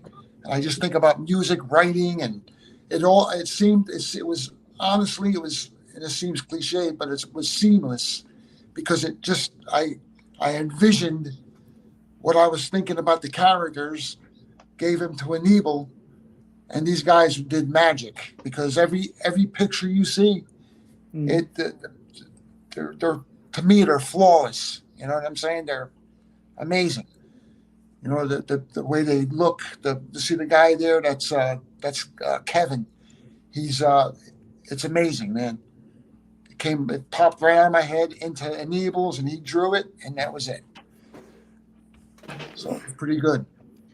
No, that's cool. All Yeah, right, I so felt the same way about Demetrius. I just wanted to kind of throw that in there real quick. That, you know, having all this stuff in your head, it's an awesome feeling. But to see it out on paper and how they make it come to life, It's crazy. It's Exactly. an awesome feeling. Exactly. That's the way I feel. It's like, oh my God! Like Yeah. every time Anibal knows I'm very calm right now. He knows me though, because I get excited. Like today, as a matter of fact, Mark he just is tame for you guys. Normally, he's like, you know, I'm like, bombastically energetic. Yeah. I'm really into it because it gets it. Because as being a writer, like I said, you're thinking, you're like on your computer, you're writing a story, like a story, and all of a sudden you're actually visualizing, and you're seeing when they send me the pictures, I go bananas because it's amazing. It really is. It's crazy. It's funny, and it's addicting too.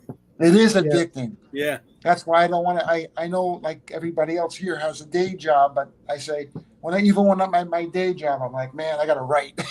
So I sneak somewhere and I got my phone. I'm notes in there, hoping nobody sees me or whatever. But that's how addictive it is, man. It's like I said, it's a blessing and a curse. Where do you I work? got the headphones in my ear, and I'm like, Siri, take a note. And it's like, exactly, that's what it is. Where do you work so I can? Where do you work so I can call them and tell them that you're doing that? I work at Nutley Senior Manor. I work at Nutley Senior Manor. You can tell my boss; she knows everything. I tell her everything. I tell her, I say, I got to do this. I have to take a day off here and there. I do it because it's important. That's funny. Very nice. Very nice. It's pretty cool, man. That's awesome. All right. So let's bring up this guy's thing. Me this guy or him this guy? That guy. That guy. So, Mr. Mark, let us know. What do we got? So we have designated. It is on Crowdfunder. It was a staff pick for its entirety of the campaign run, but now that the campaign is over, it's turned into an actual store, so you can just still buy stuff on there right now. Like, you hit the button, it'll still work. The books are done. I have them right here.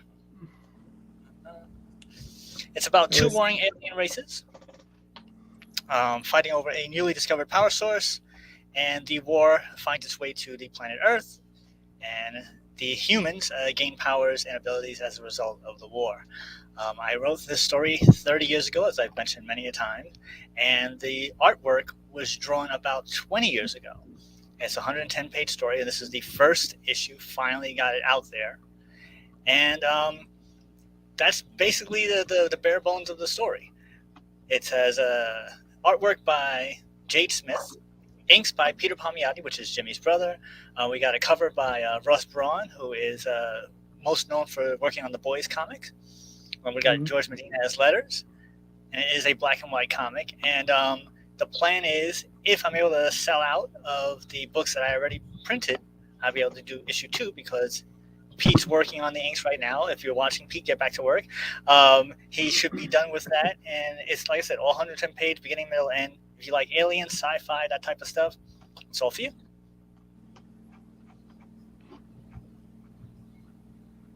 All right, so I see George lettered your book as well. Yes, Very correct. nice. George Medina did the lettering. He was a good help at the last bit. Abby is phenomenal. That was one of the challenges and hurdles to have as a graphic designer on staff to be able to do. She put all this stuff together. Even putting the comic together was a lot harder than I thought it was going to be, and she knocked it out of the park. She designed all this stuff, so she did an amazing job on that. And we did a video to promote it. We did a radio play based off of the comics. So we took the first issue. We had a filmmaker. He adapted it for audio video play with sound effects and music and whatnot, and we performed it as a promotion for the book. Now down there is the entire first issue and the video, but it was chopped up in 4 different parts, and I sent JD one part, which Mr. Rosario was so kind enough to lend his acting and voice skills to be one of the characters in the book. All right, cool. Very nice, very nice. Listen, I mean, yeah. I mean, how's the store working out? Is it doing well? Because I mean, the crowdfunder is still reasonably new to everybody. Right. So for what I understand, it's basically like it's still active. So we made the money, which was enough to cover the bare minimum expenses. So I kind of made zero, which is awesome because as independent creators know, just making zero is an accomplishment in and of itself. So I'm like, yay, well done me. And I managed to get 200 books printed. And then I actually have not been really pushing the store because there's an option on there which non-tech me hasn't figured out yet. So I'm actually waiting on my graphic designer to figure it out for me that you can embed it into your website as a store. So once I figure that out, then I'm going to start pushing it as a store. Gotcha. All right, cool. Very nice. Now, how long before we see the second issue?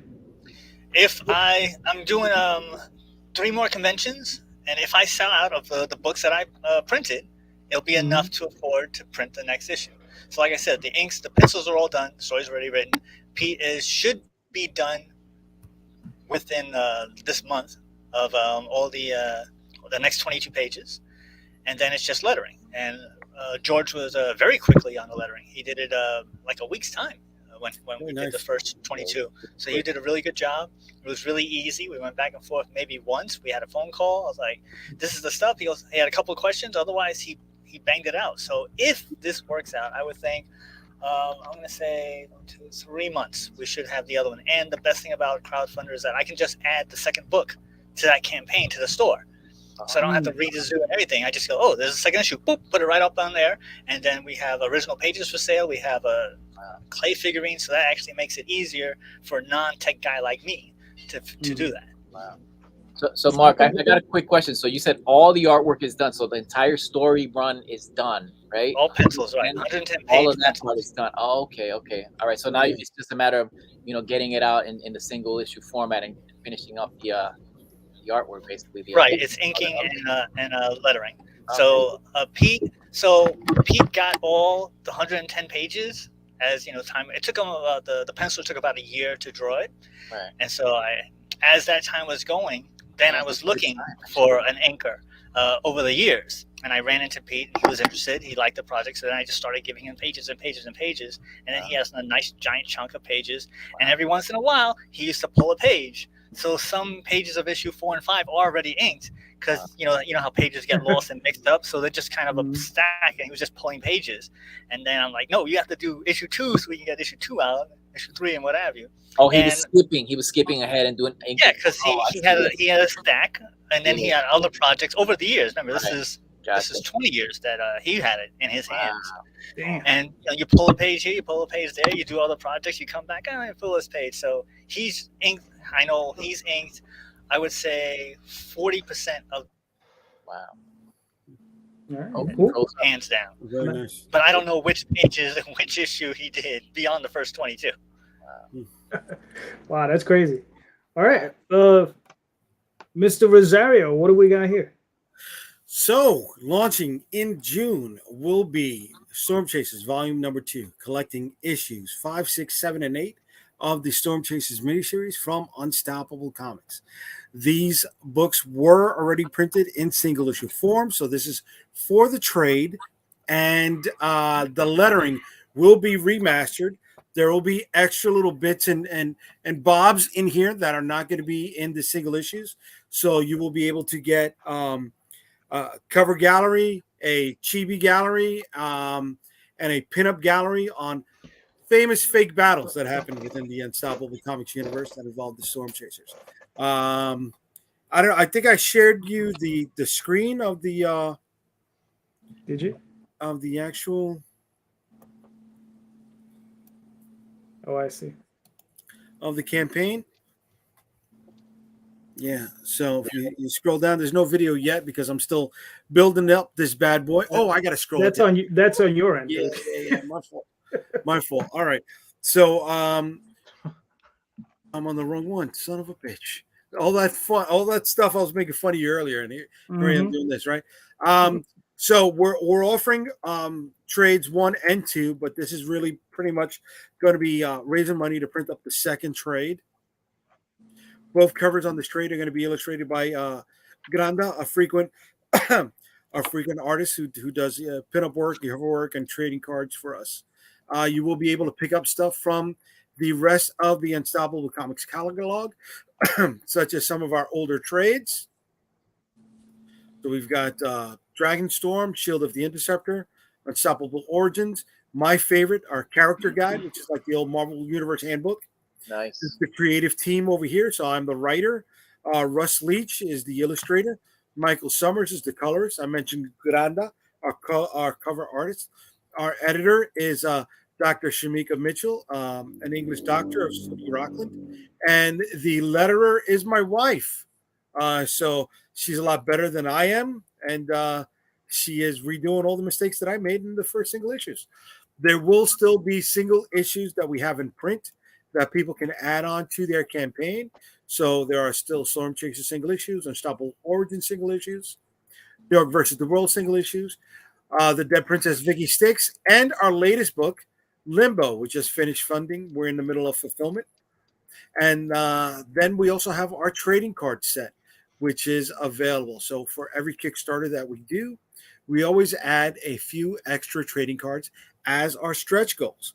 So as you see, that has built up over time, and we got quite a few cards. So if you've never backed any of our campaigns before, you can pick up the entire card set. But if you're not into that, and we do hit stretch goals, you'll be getting extra trading cards in your bundle at no extra charge on us, just for hitting the stretch goal. And we have added premium cards. So on the bottom, there's a holochrome trading card. And for anyone who is a returning backer, there will be a brand new holochrome trading card. So anybody who's backed any of our previous campaigns will be able to get the brand new holochrome trading card, which is a $5 value, at no extra charge, just for coming back to back us. We don't have any frequent flyer program going on, or even that little card that you get stamped when you go to the ice cream shops. So with this little thing, we can add a little extra. Money's tight for a lot of people. And if we can help stretch that buck, then we'll do that. And then there's our holochrome set. So for the last few releases, we have been doing premium cover stocks on some of our books. So you can pick up Storm Chasers #8, holochrome covers, Vicky Sticks as holochrome covers, or Limbo as holochrome covers. And then there's a little video of what the holochrome covers actually look like. Right? And that's coming out soon, baby. All right, very nice. Thank you. So let's pull that out. And let me throw one last one, because of course, oh, hold on. What? Yeah. hold on.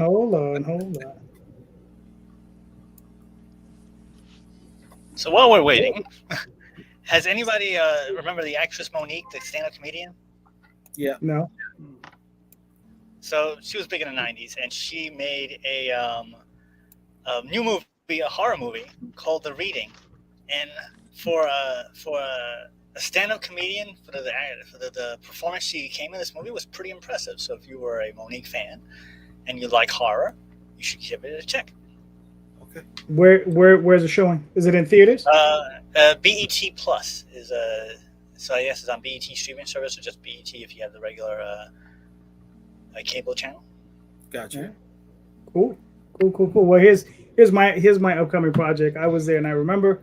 I just wanted to scroll through it real quick. I'm still building this sucker, so it's not done yet. I don't have a video yet. But yeah, it's the continuation of Oswald and his adventures when he goes into Dream and he discovers a portion of his destiny. and I just wanted to share out some of the art by Jade Gonzalez. This is done by Donnie Hadijawa. It's my alternative cover with Oswald looking on with Morpheus. And then here's some of the pages, the interiors. That's illustrated by Jade Gonzalez. Here's the second issue cover because issues 1 and 2. And another cover by Donnie Hadijawa with colors by Slement Mugino, which I'm pretty sure I'm brutalizing his name. Sorry. No, it's true. I have a hard time pronouncing his name. Sorry. But there's and then here's more pages by Jade. So there's a lot of stuff in there, and like I said, I'm only part way through, so it's one of those things. I'm still working on it, but we're looking to launch on the 21st. I was kind of hoping for the 15th, but it's probably going to be the 21st or the 22nd when we launch this. There we go. That's the next one for me. So do you cut and paste like the template from the previous one into the next campaign, or do you build it all from scratch?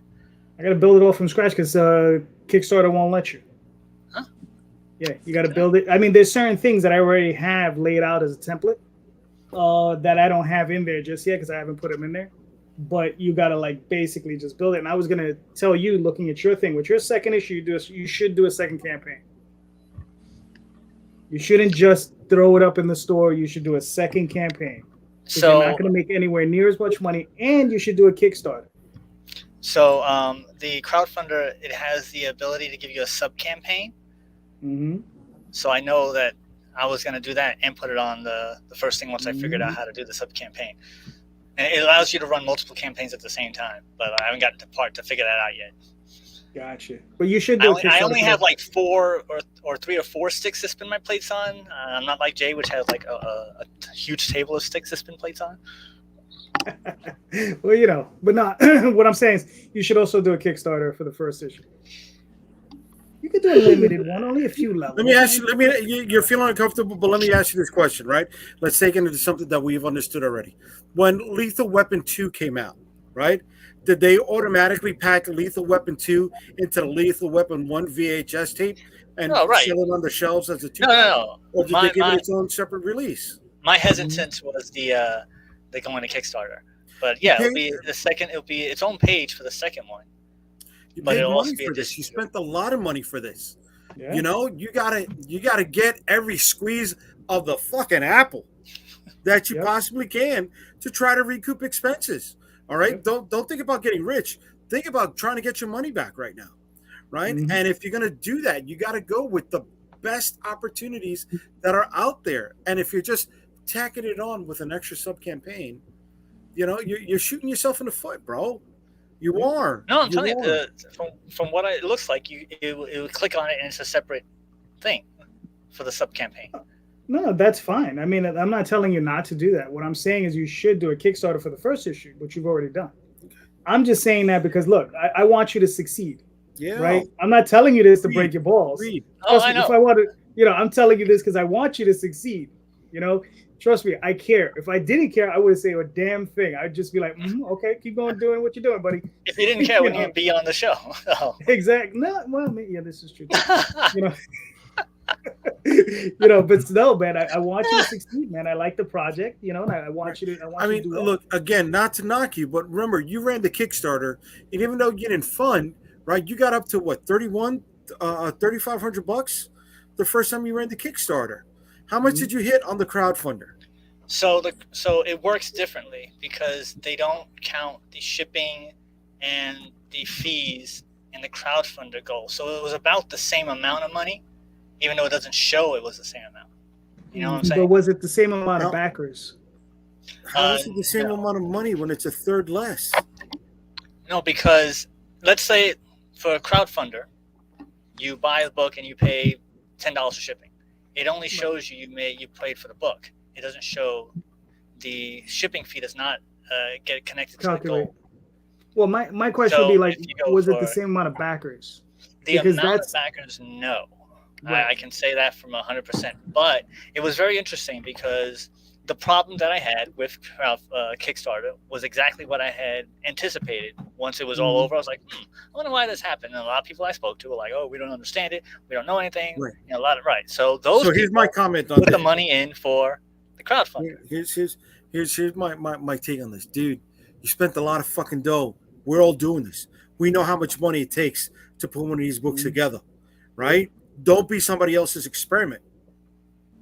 Don't. Wow. And I don't want to say, listen, if everybody else is jumping off of this bridge, you're going to jump off with them. No, not, it's not that. Not that. But if you see that this platform is generating a hell of a lot more money, and you know you generated it with your first attempt with less than half of what you know the second time around the block. So, like I said, but the money is about the same. That's what I'm saying, that I made from one to the other. It was about the same. Less people. Jay, let me take over. Mark, what we're saying, all I'm telling you is this: you can make more money. Right. That's it. That's all I'm saying. You can make more money additional to what you've already made. You know, you might only make $1,000. You might make another $1,500. I don't know. But you're gonna make more. You know, it's just more money. That's it. There's additional funds. Especially if you've worked on this for 30 years. You want to recoup that amount of labor. Yep. Exactly. If you can. I mean, guys, this is hard. We all know this is hard, right? And not just fucking putting it together, but spending late nights on other people's streams trying to promote this, to try to generate some sort of interest in the property, right? That takes fucking at least an hour. Every time you do this, right? Multiply by how many streams.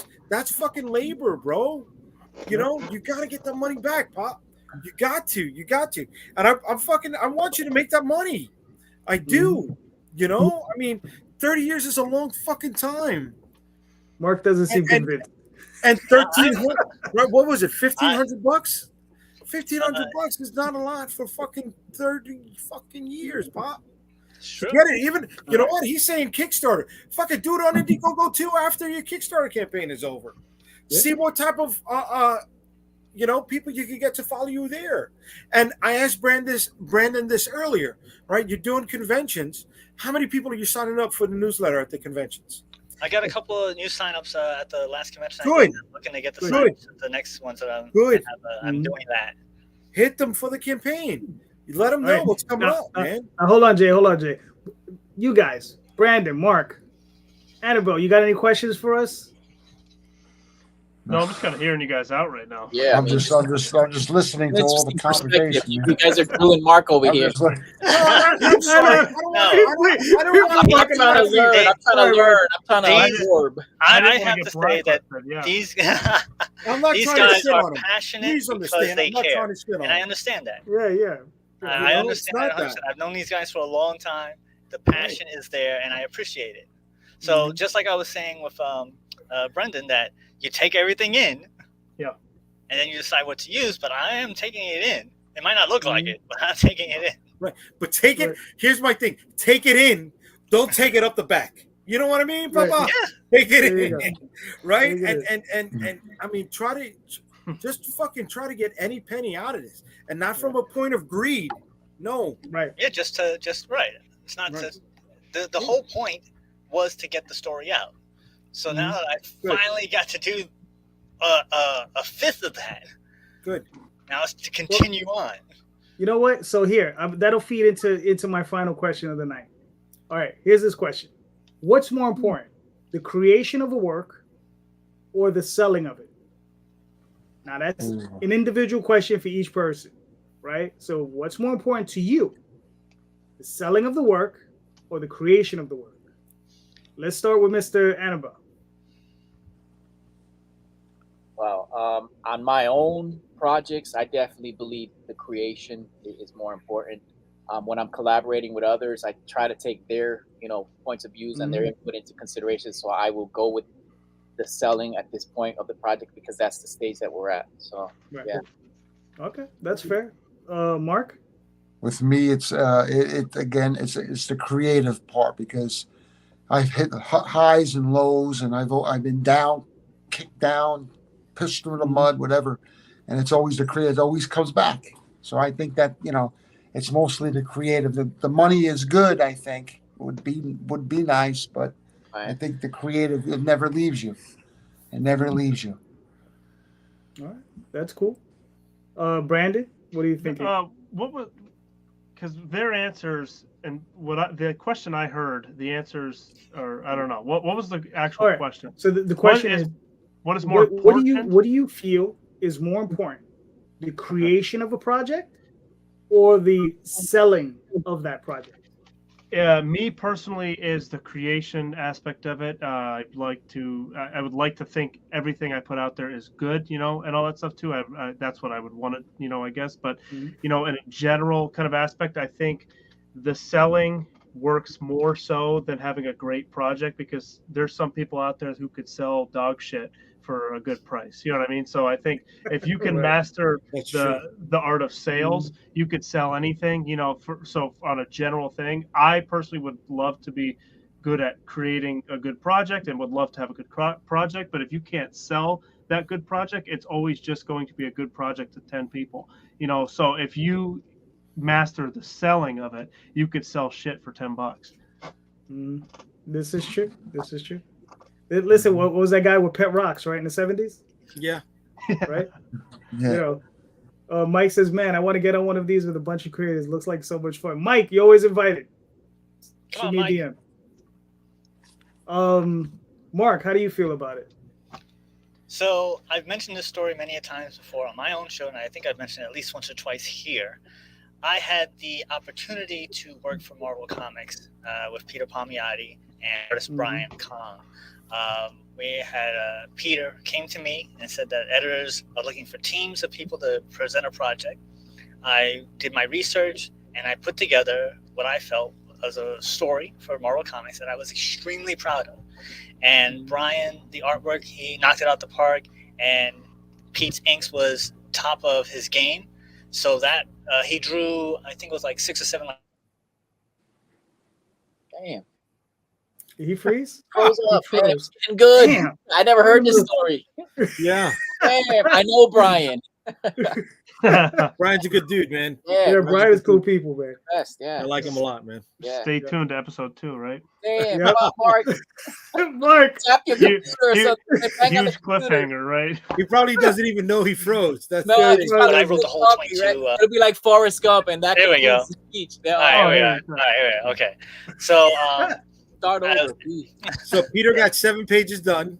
There you go. Peter got 7 pages done. Brian drew 7 pages, but I wrote 22 pages for this whole script, and I sent the comic that it was based off of to the editor, and it went up to the editor, and the guy was like, "It's good, but we're going to be doing the 25th anniversary of this very same comic you're going to do. What else you got?"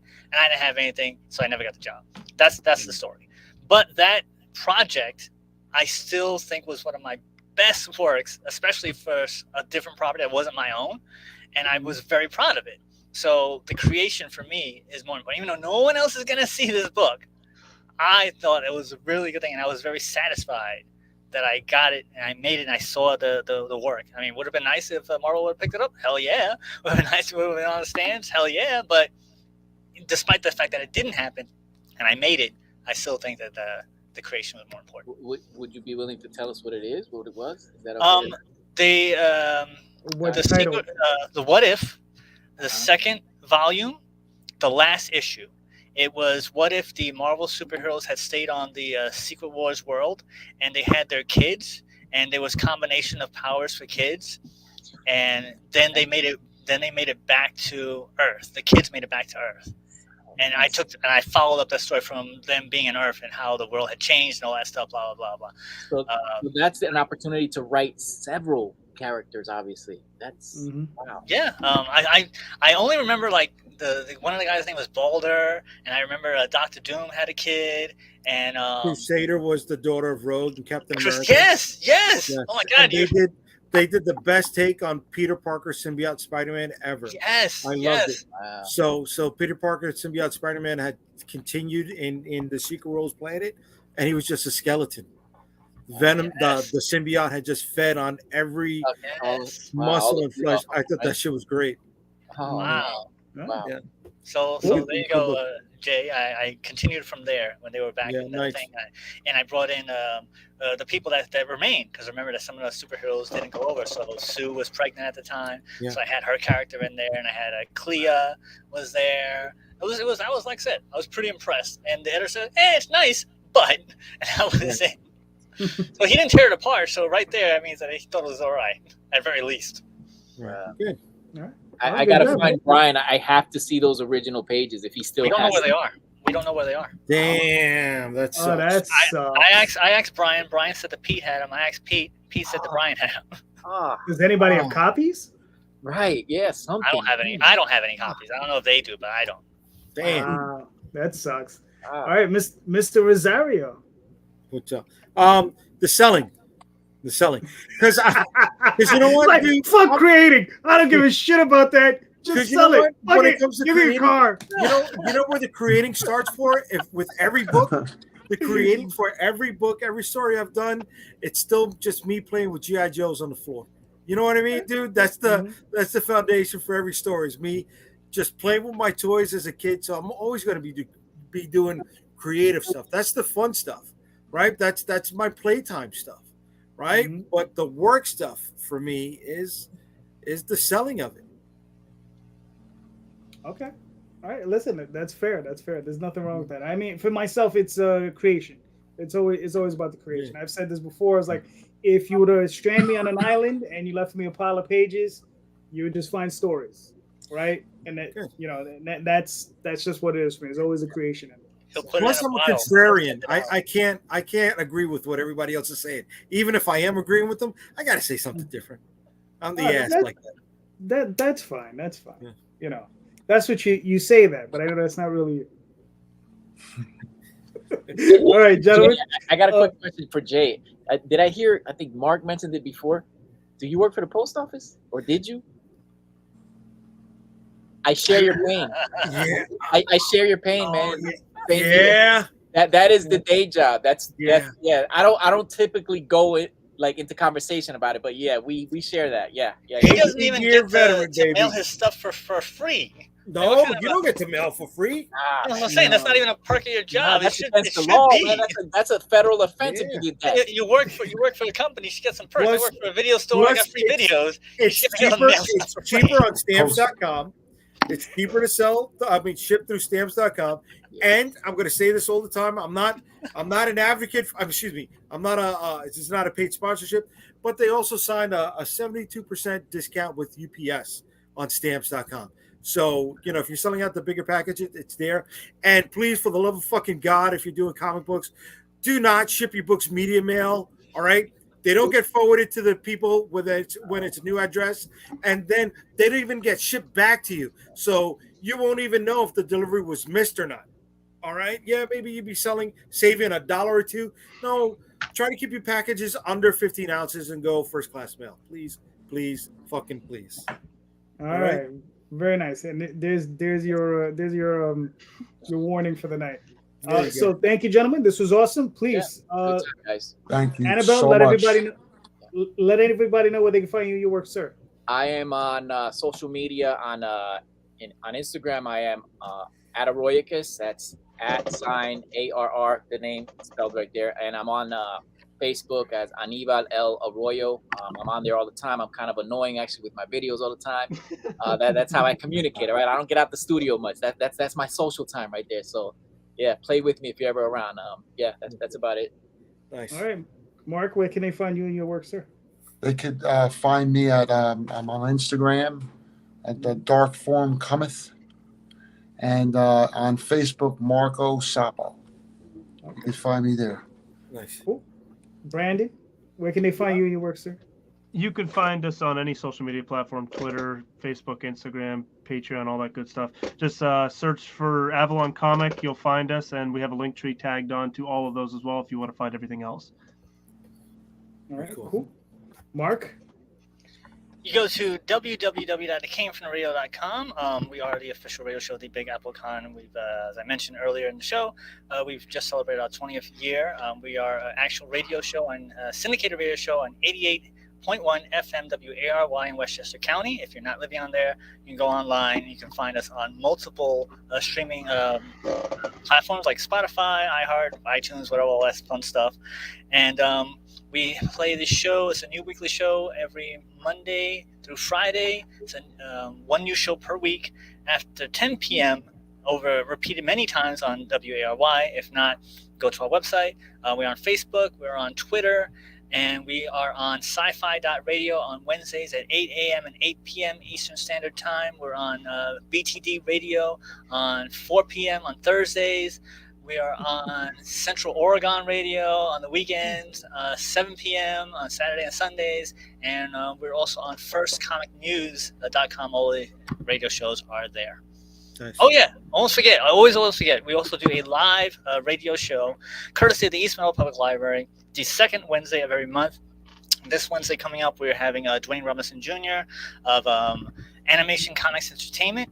He's going to be down there. Come down. It's a free event at East Meadows, New York. And you can enter the raffle. And he'll be giving away prints and a comic, I believe, for anybody. And the thing will raffle off live. And it's a free event. Second Wednesday. And that's at 7 p.m. Very cool. And that's www.eastmeadow.info.com. Cool. Mr. Rosario. UnstoppableComics.com. All roads for me lead to and from UnstoppableComics.com. You can find all of our social media links at that website. All right, cool. JD Calderon, you can find me on Facebook, Instagram, Kickstarter, DeviantArt, Twitter, all under JD Calderon. You can also go to theOutdoorChronicles.com, TallTalesOnline.com.